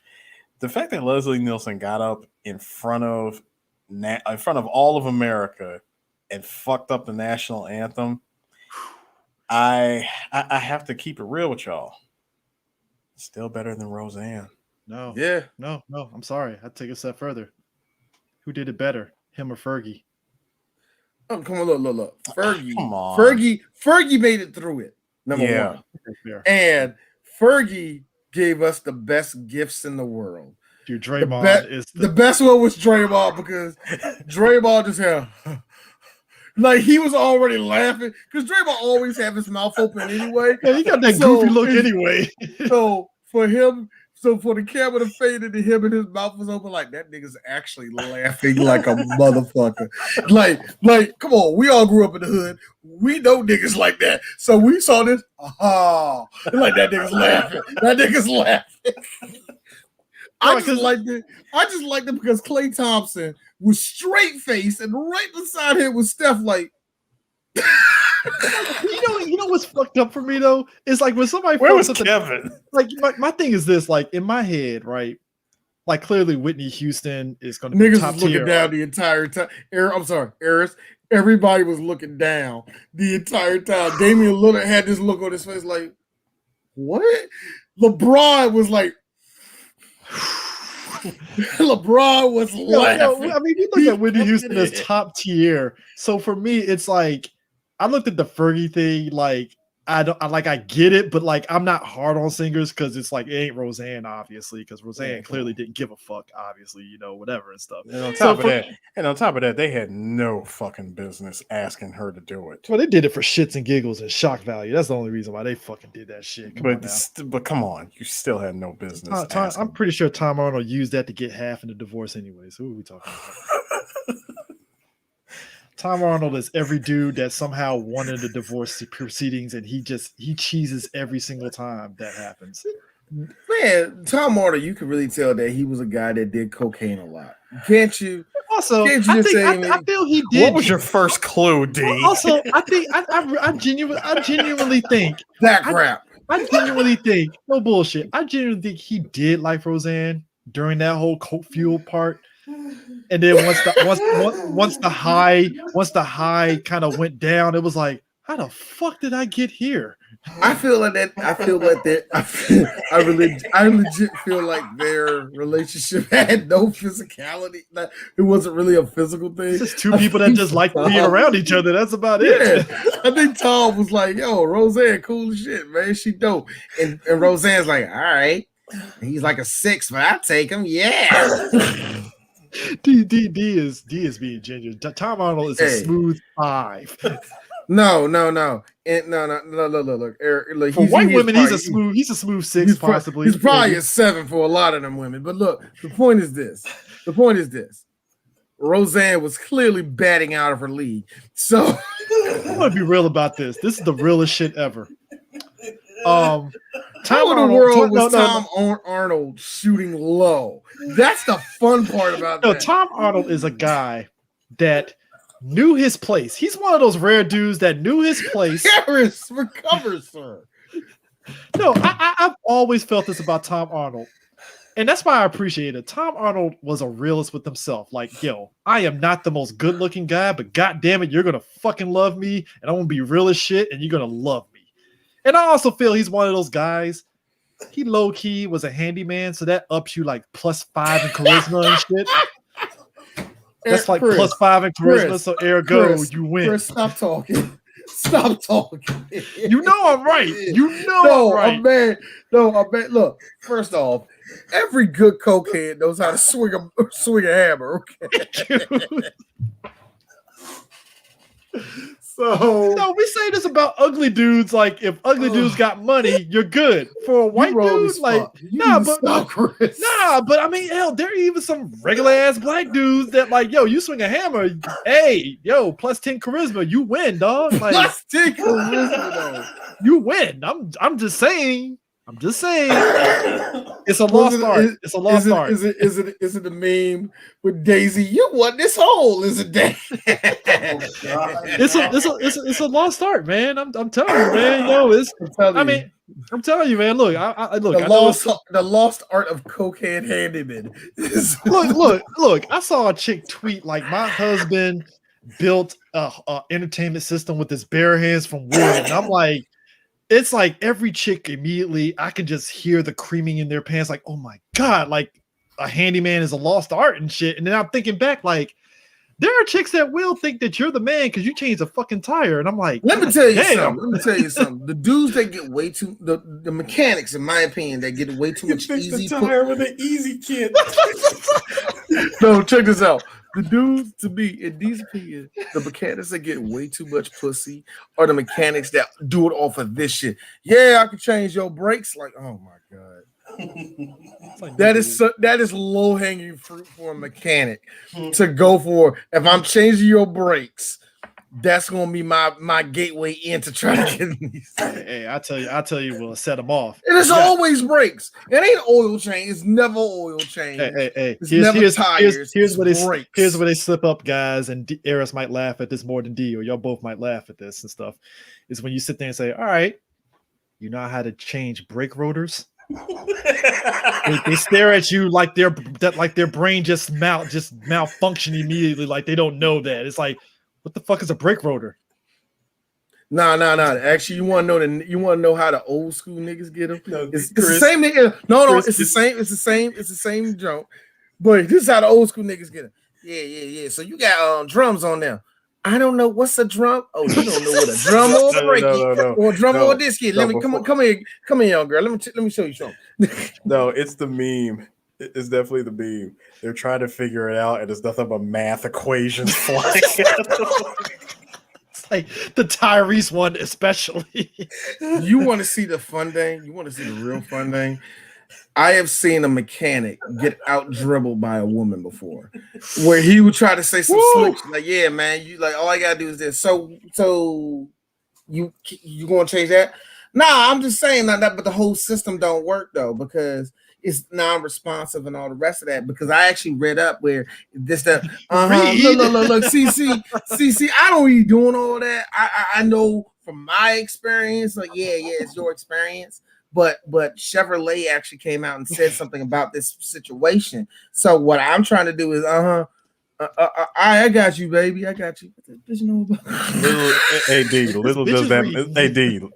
Little does that mechanic know. He tried to finesse Marissa Tomei. Yeah, exactly. From My Cousin Vinny. It is Vinny. so funny. This is what I tell this to all ladies, and I really mean it. Learn about a car. Please learn about a car. You don't have to learn how to. You don't have. I'm not saying change your oil and stuff like that. Learn about your car. Just learn some shit. Trust me, it's valuable. And if y'all want, and it's a great way of seeing alpha men just crumble inward. It's just great. It's the difference between somebody saying, "Oh man, we're gonna have to replace that whole AC," and somebody else saying, "Just charge the AC with this thing you can buy for $20 at Track Auto." Why the fuck I say Track Auto? Oh God, Track Auto. See, this is where you messed up at. Now they will tell you to replace the whole AC thing, and I'm like, just charge it up with a fucking thing. Nah, the old, you gotta get with the old school. That means he still got a cigarette in his mouth. Anyways, he fucks it up, right? And I like how he takes the umpire like, "Hey, so is this an official MLB bet?" Bam! I'm like, "Yo!" And then Frank is living a dream that I wish I lived. I don't want to be an umpire for nothing, but I do want that power. Like, throws a strike. Strike. Yeah. Yo. No. The one that got me. Hold on. He had that crowd hyped the entire game. But that's a showman. But this is the one that got me. It's a subtle scene, but couldn't do that now because reasons. He's taking the pants off the umpire, and the guy coming there is like, "All right, guys, I guess you want to handle your business." Closes the door. Bro. First of all, shout outs to that janitor for being progressive and he accepted. He was like, being progressive. All right, guys, you need your time. Go for it.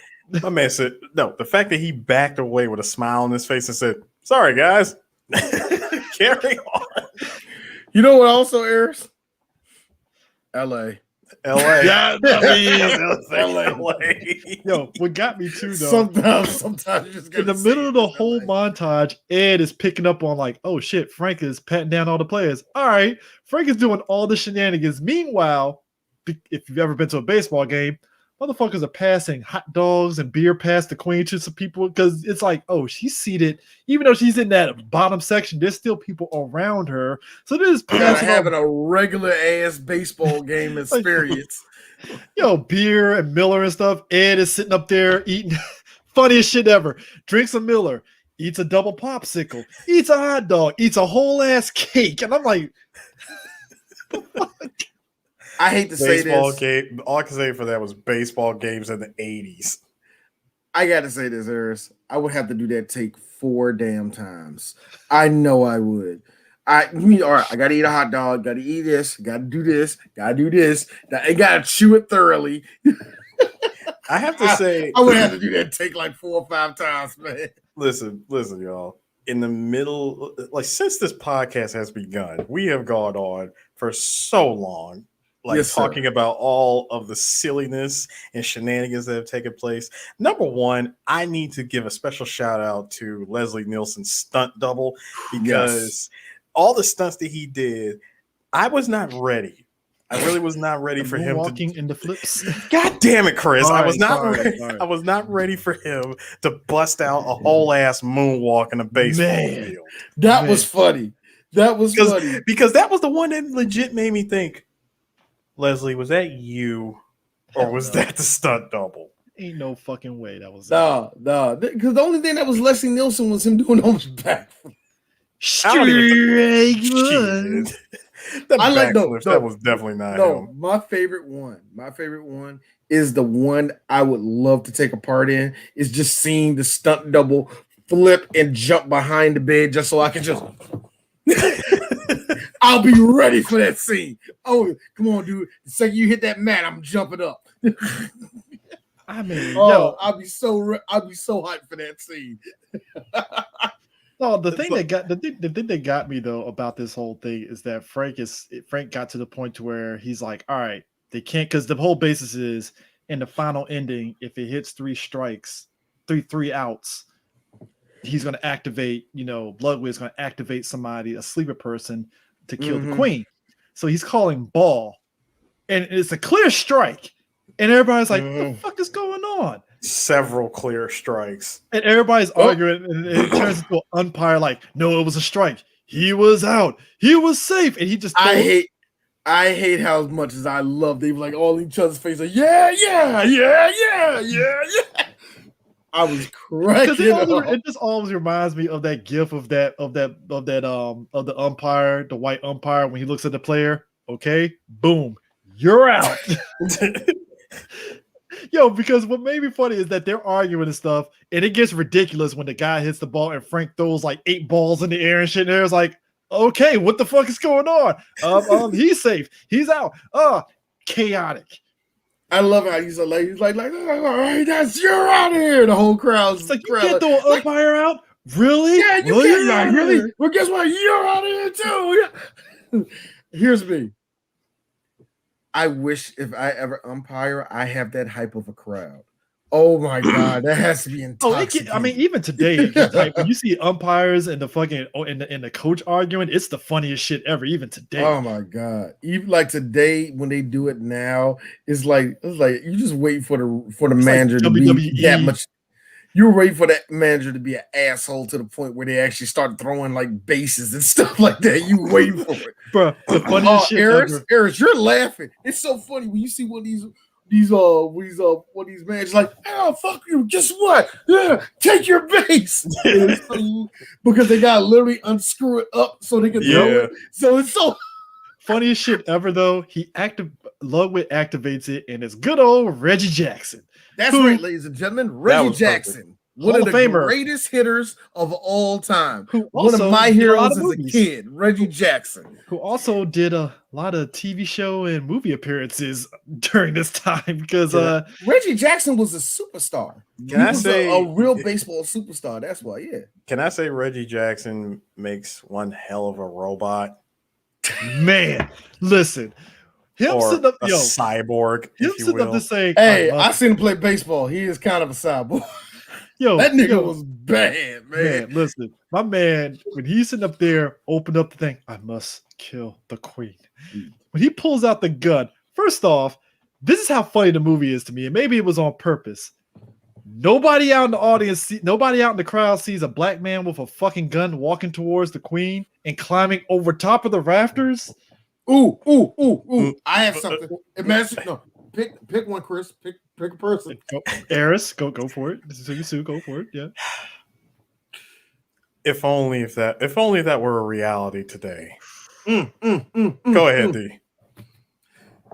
It was Reggie Jackson 88. Hey, look, it's Reggie Jackson. He's gonna shoot the queen. But yo, he climbed. Go Yankees. Yo, when he climbed up on top of the thing, I'm laughing because he's climbing there and the queen didn't notice him. The queen didn't pay attention until he pointed the gun. What made me laugh though is in the middle of that when Frank was arguing the umpire, he busts out the gun. The umpire's like, "Hey man, you got it. He was safe, man. You got it. You win." That was funny. Hey man, you win. No, you want to know the best part of the whole thing was when Ludwig activated Reggie, right? It's when he took the gun. No, when he took the Uzi and he takes old girl and he says, "You and I are gonna get out of here quietly." And where do you get the Uzi from? First off, any other gun is no, CJ. Never mind that. Never mind that. Never mind that. That's not the point. Don't worry about that. The part that I want to bring up is Leslie looks off into that crowd and he sees her carried away, and it's clearly a dummy, a blow-up doll. It's a blow-up doll. Eris, that's the scene I'm talking about. You would have argued me down on that, D. No, I wouldn't. No, I think you would have. No, I think you would have been for it. The reason why you would have been for it is because like Eris is a dummy. D.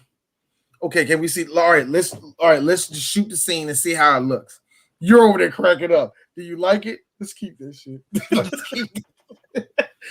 look, only reason I say that because the back of my head, like I bet Eris would say something like, "D, it's gonna be off center. You really ain't gonna see everything." Yada yada. You would have I just have this feeling you would bring up good points, and I'm like, the transition, but it's a dummy. The transition of it is fucking hilarious, though. That's what makes it funny. Is the transition. No, what made that part so good is it's clearly a blow-up doll, but it's clearly her voiceover of the blow-up doll. That's what made it even better. And what makes it more better for me is that she's super stiff. Just super stiff. Wait, one more. See, I was given a double whammy with this scene because not only did I get her as a blow up doll, we got a clear, like a clear crash dummy in the middle of that big ass baseball brawl. Yes, because one flew up in the air. It was clearly you know what? I meant to mention this right during the whole baseball montage and stuff. My nigga, well, actually, it was before the montage, right? When Ludwig ate the fucking damn hot dog and bit into it, and he pulls out a fucking finger with a ring. With a ring. Not even just a ring. It looked like one of those fucking World Series rings and shit. And he's like, the fuck is this? It was a whole ass diamond. Purple diamond. No, he really believes like crunch. The fuck is this shit? But nah, when he sits there and does that, right, gets up there. So Reggie Jackson gets up there, I must kill the queen. When Frank shoots that fucking dart, and again, they cut to the white woman, the big white woman that's all doing that, to really key into what's gonna happen. He shoots that dart. I like the slow motion. And Reggie just screaming like, ah! I thought to myself, that white woman died. Come on, Reggie. Number one, let's just be real. He ain't break no fall. She died. Meanwhile, Frank shoots. Is it just me? There's something majestic about seeing a fat woman fall in slow motion.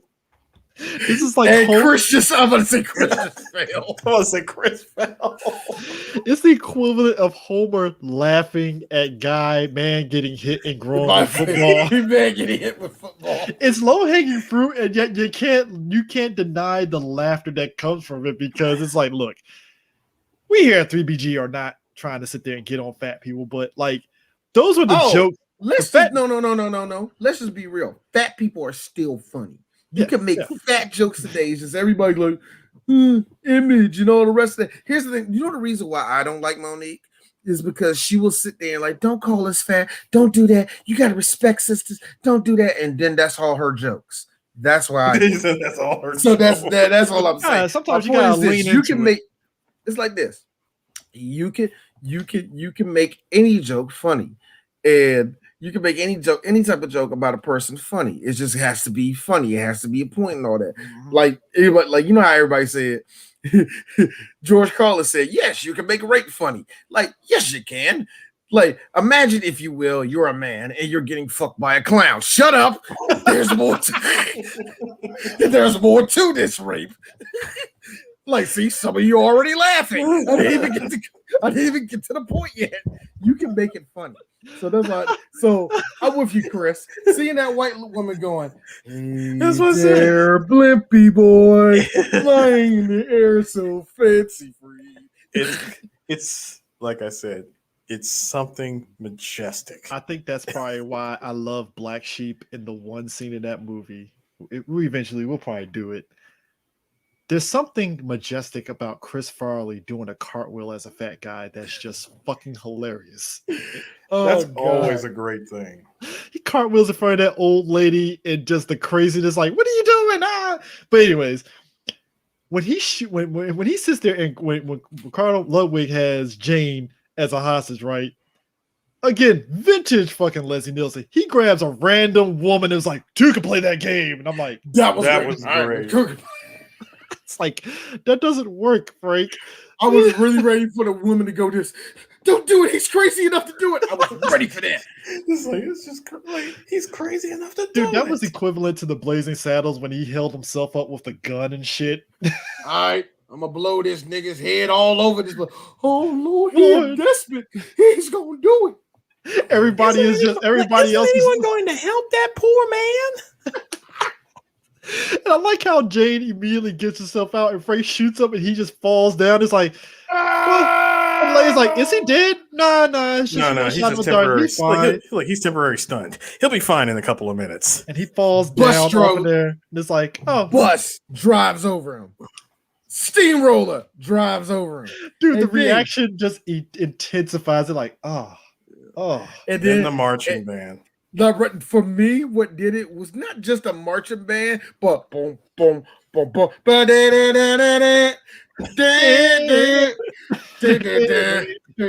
The face of them both, the that's- face of both of them looking the other way and shit because of how fucked up it all is. And then he accidentally one of the band members stomps on the button and it activates. Wow, two of us. Activates Jane's backup thing, and all of a sudden Frank starts going into this whole, the typical movie lovey-dovey. Jane, we love each other. We did everything together. We're the love of my life. I had this ring. I was going to give it to you. Chris, I just wanted to go ahead and take this rare opportunity to say so this is what it's like to be CJ for a minute, and D's back. I was just gonna say this is what it's like to be you. It's like, and I'm by myself. They can only see my face, this sexy face. For a minute, ratings went up with Eris by himself because they're like, "Oh shit!"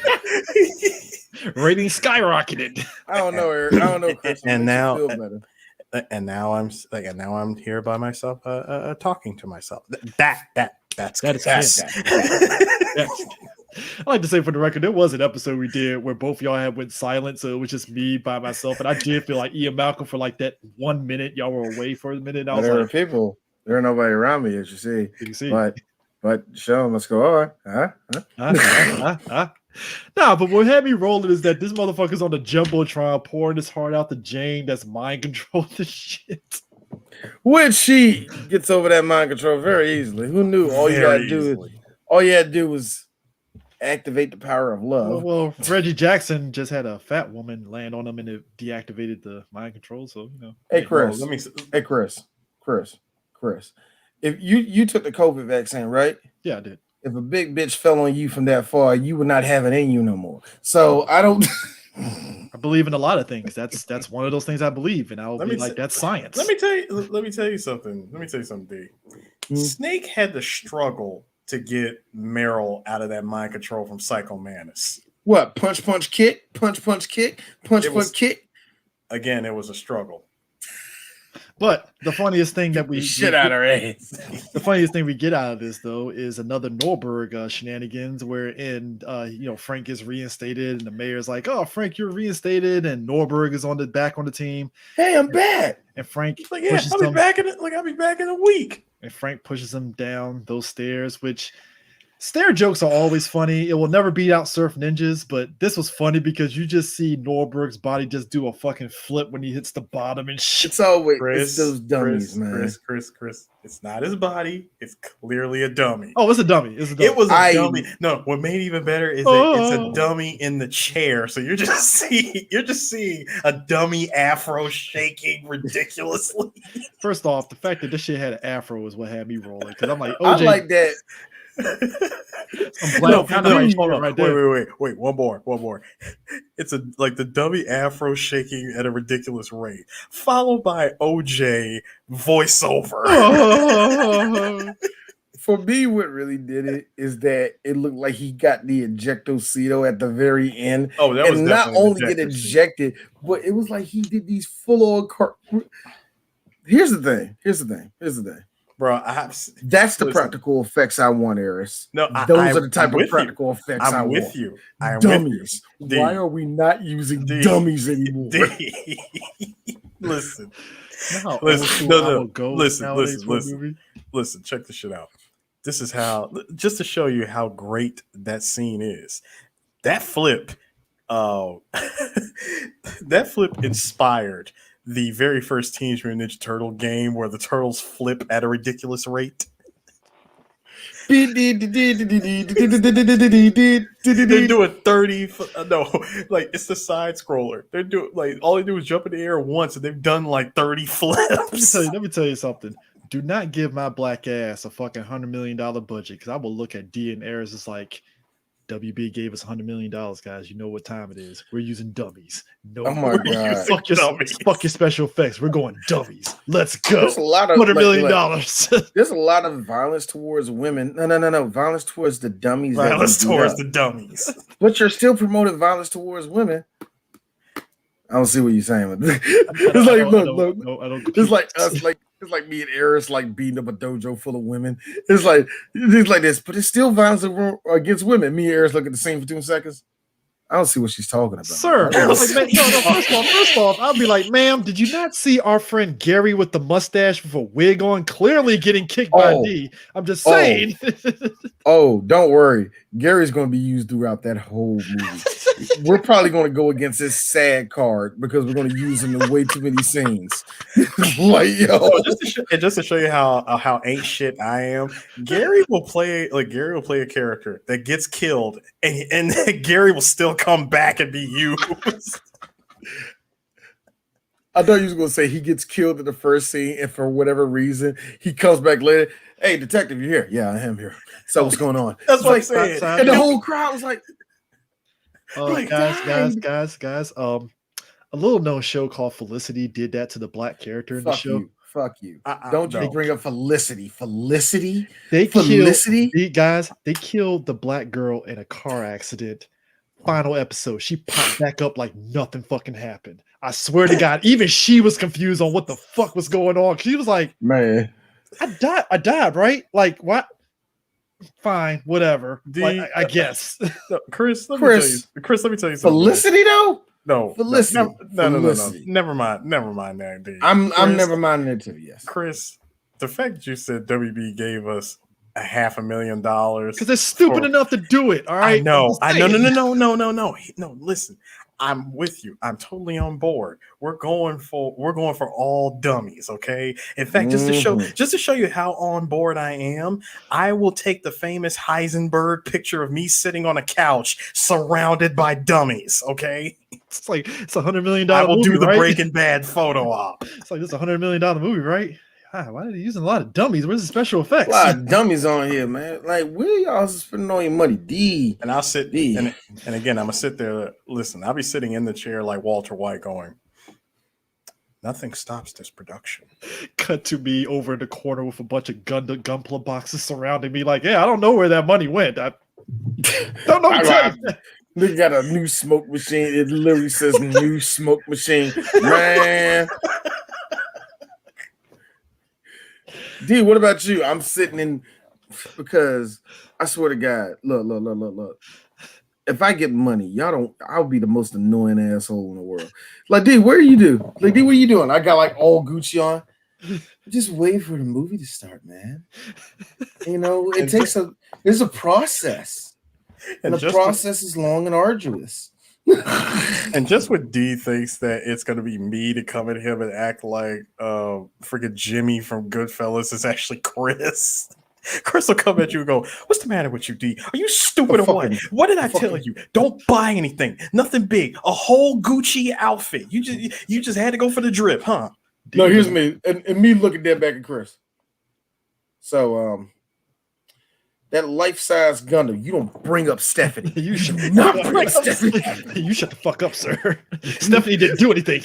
No, right there, Chris. You shut your whore mouth. You shut your whore mouth. Stephanie has been there with me through thick and thin. She was there with me in rehab, all right? Like, Chris, you bought that bitch yesterday, man. You bought that, and also, D, it's the RX. It's the RX 78-2, bitch. No. Here's me. Here's me. I'm sitting in the corner. Literally with needle and thread, trying to sew back together that dummy we blew up. And I'm like, I gotta deal with this bullshit every day from these two. I know the budget's only like $2 million because we just pocketed everything else. I'm still trying to put this shit back together. Let me get this shit. So I got the head on backwards. So y'all guys did a lot for this upside movie. down.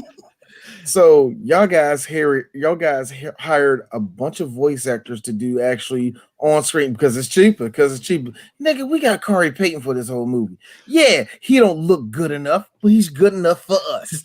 Technically, we actually paid Corey Payton $1 million. He's never seen $1 million. So yeah.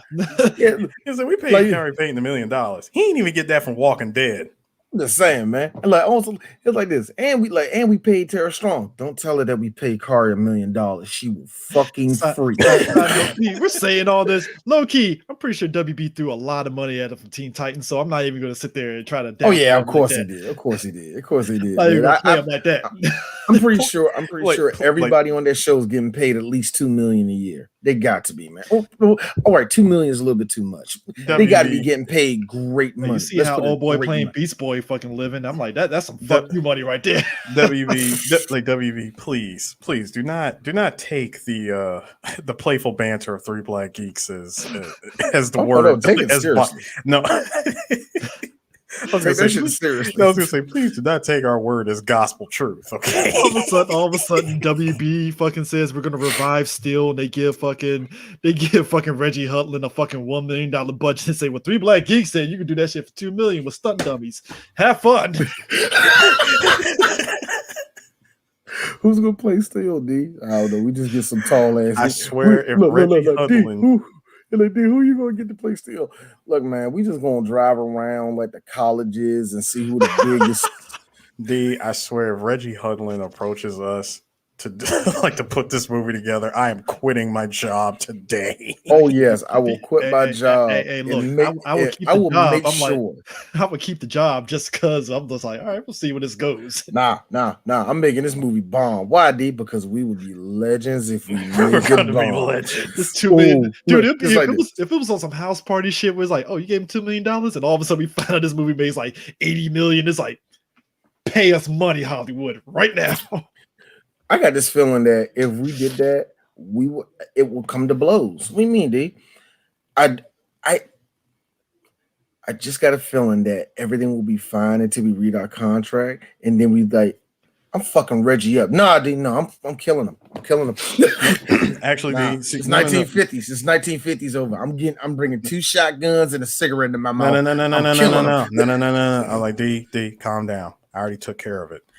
And that's what both you and Chris look at me all like weirded and creeped out. Like, the fuck did Harris do? Like, don't worry about it. I got a contract. I got a lawyer. The offer that we got, it's perfect. It's foolproof. Trust me. Whatever happens, we're gonna be sitting pretty with this. Why did I get feelings like this? You just gave us 5 more dummies. D, do you know the implications of what we got going here? D, first of all, that would be the added bonus, not the main objective, okay? You know that is not the main prize. Here's the thing. This is indicative of 88. Mm-hmm. I'm just going to run down the movies that came out around this time, around the same weekend or two of Naked Gun. Naked Gun obviously opened #1 that weekend, right?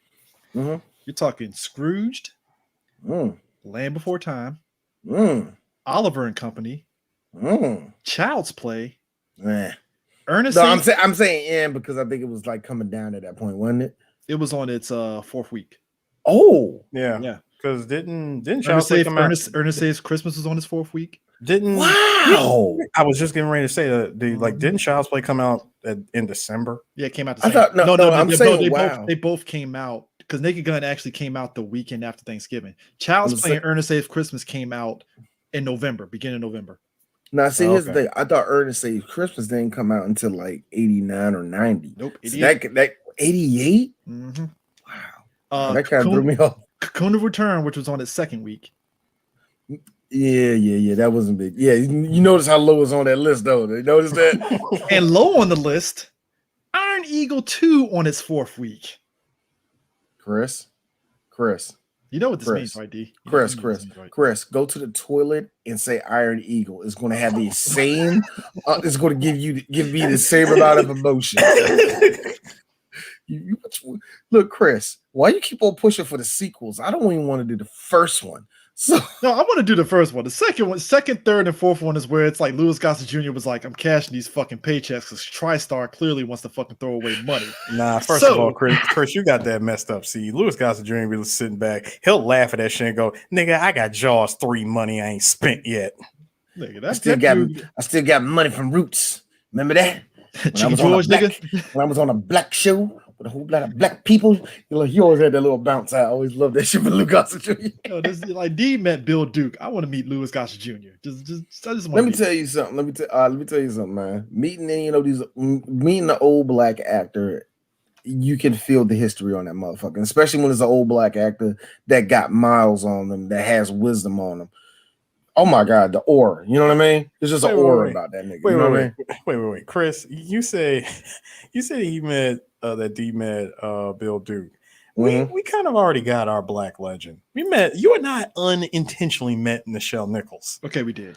Oh yeah. We did chat. Yeah, I forgot about y'all did that. What made it hilarious is that we were talking about her before we even saw her. Her old people hearing kicked in, and she heard us talking about her and was like, "Hey, what's going on?" The best conversation that me and Eris ever had was with Jerry the King Lawler. Yes. It's right up there with Neil deGrasse Tyson. Right up there. And actually, with Jerry Lawler, it was more fun because Jerry was really responsive to a lot more stuff. We weren't interviewing; we were just talking like people. You know what I mean? Yeah. It was me, Nigeria, and that one other white boy. We was just all talking like regular. Hey, 10 solid minutes of talking about wrestling.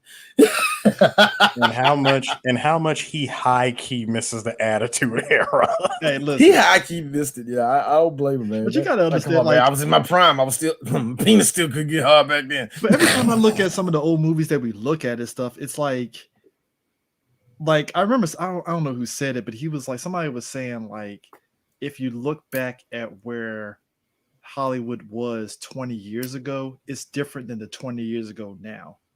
Oh, absolutely. Mm-hmm. Yeah, like if you go back 20 years now, it's like, 2001, but it still feels like newness still. But say you look at something in 1990 and you go back 20 years, it feels so different. Like you look at this Weekend in '88, all these movies were hits. Yep.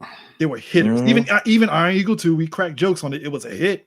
Fuck, You know what's funny about the only thing that wasn't a hit on that list was Cocoon. Was Cocoon 2. Right. That was the only one that wasn't a hit. You want to know the real funny bit is if we were to go back to that 20 years ago, like you said, every last one of those movies would have been a hit. You're not going to see on Twitter or on YouTube like this video bombs at the box office like literally a day after it comes out. Oh no, it was like they saved all that venom was saved for Variety 2 weeks later when it came out and said, Cocoon to Return probably got so much shit because here's my thing. Sure I still to this day they were going to make a third Cocoon movie, and because Cocoon to Return didn't do so well, it's like, I guess Walter Brimley, you ain't going to get your third movie. And I think that's really what, like I said, I think that's really what it come down to. A lot of these movies in the 80s that they benefited off the studios not having that response back from the fans, where they can really do what they know that works. And it's kind of funny. Somebody said, well, they tried more back in the 80s. I'm like, it's still the same bullshit. If you want to do art, if you want to do something that the studio's against, it's going to be tough to put it out there. Yeah. That's why some movies you can admire, like, what was it? Nothing But Trouble. Like Nothing But Trouble, it was hell for WB. WB was like, yo, Dan Aykroyd, we better kick you out the goddamn building. But because he made it the way he made it, it was so unique. People still flocked to that movie despite it being just straight up bombing. So, but still, it's just that the creativity was different and the scene was different. They didn't have Twitter. That's the main thing. You didn't have Twitter. You didn't have that. Hell, you didn't have social media, period. You didn't have none of that. You didn't have none of that response time, so you could react to anything like that. And with the one thing that, as much as I can say that the movie industry is still the same, that's the one thing that's changed. Their reactionary stuff is just very reactionary. Oh, we can do this movie now because we hear these people talking about it. We can do this. We can do that. We can do that. But at the end of the day, they're still like, that's nice. We can do that. Is it going to get us any money?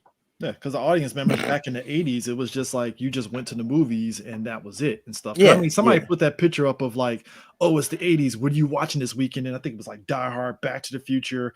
And it was, I forgot what the other two movies were.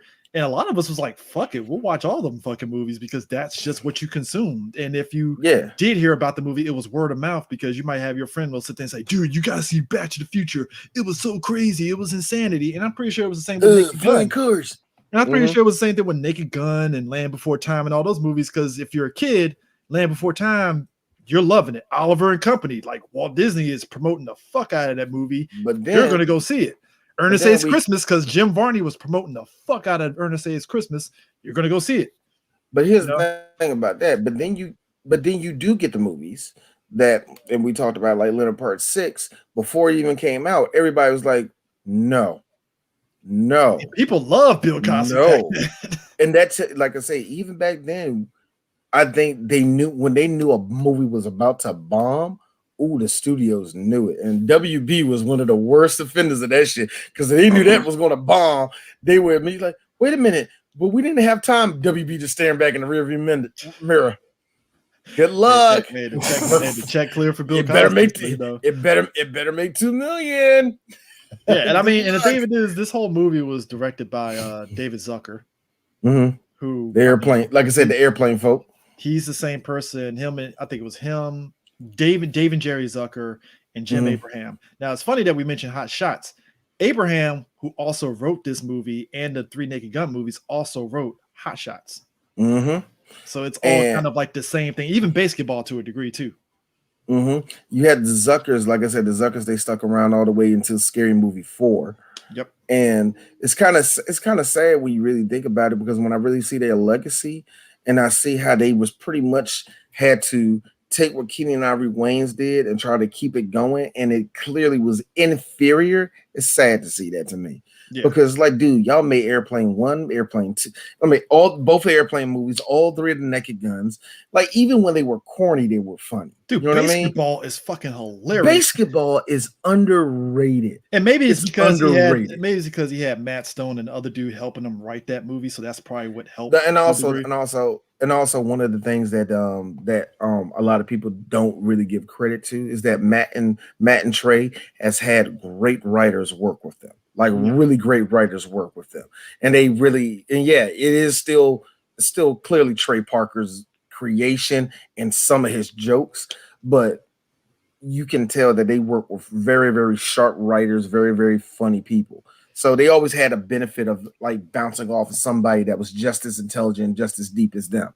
That's the one thing that I always said that really worked in their favor. That's why all their satirical humor hits you at a certain point.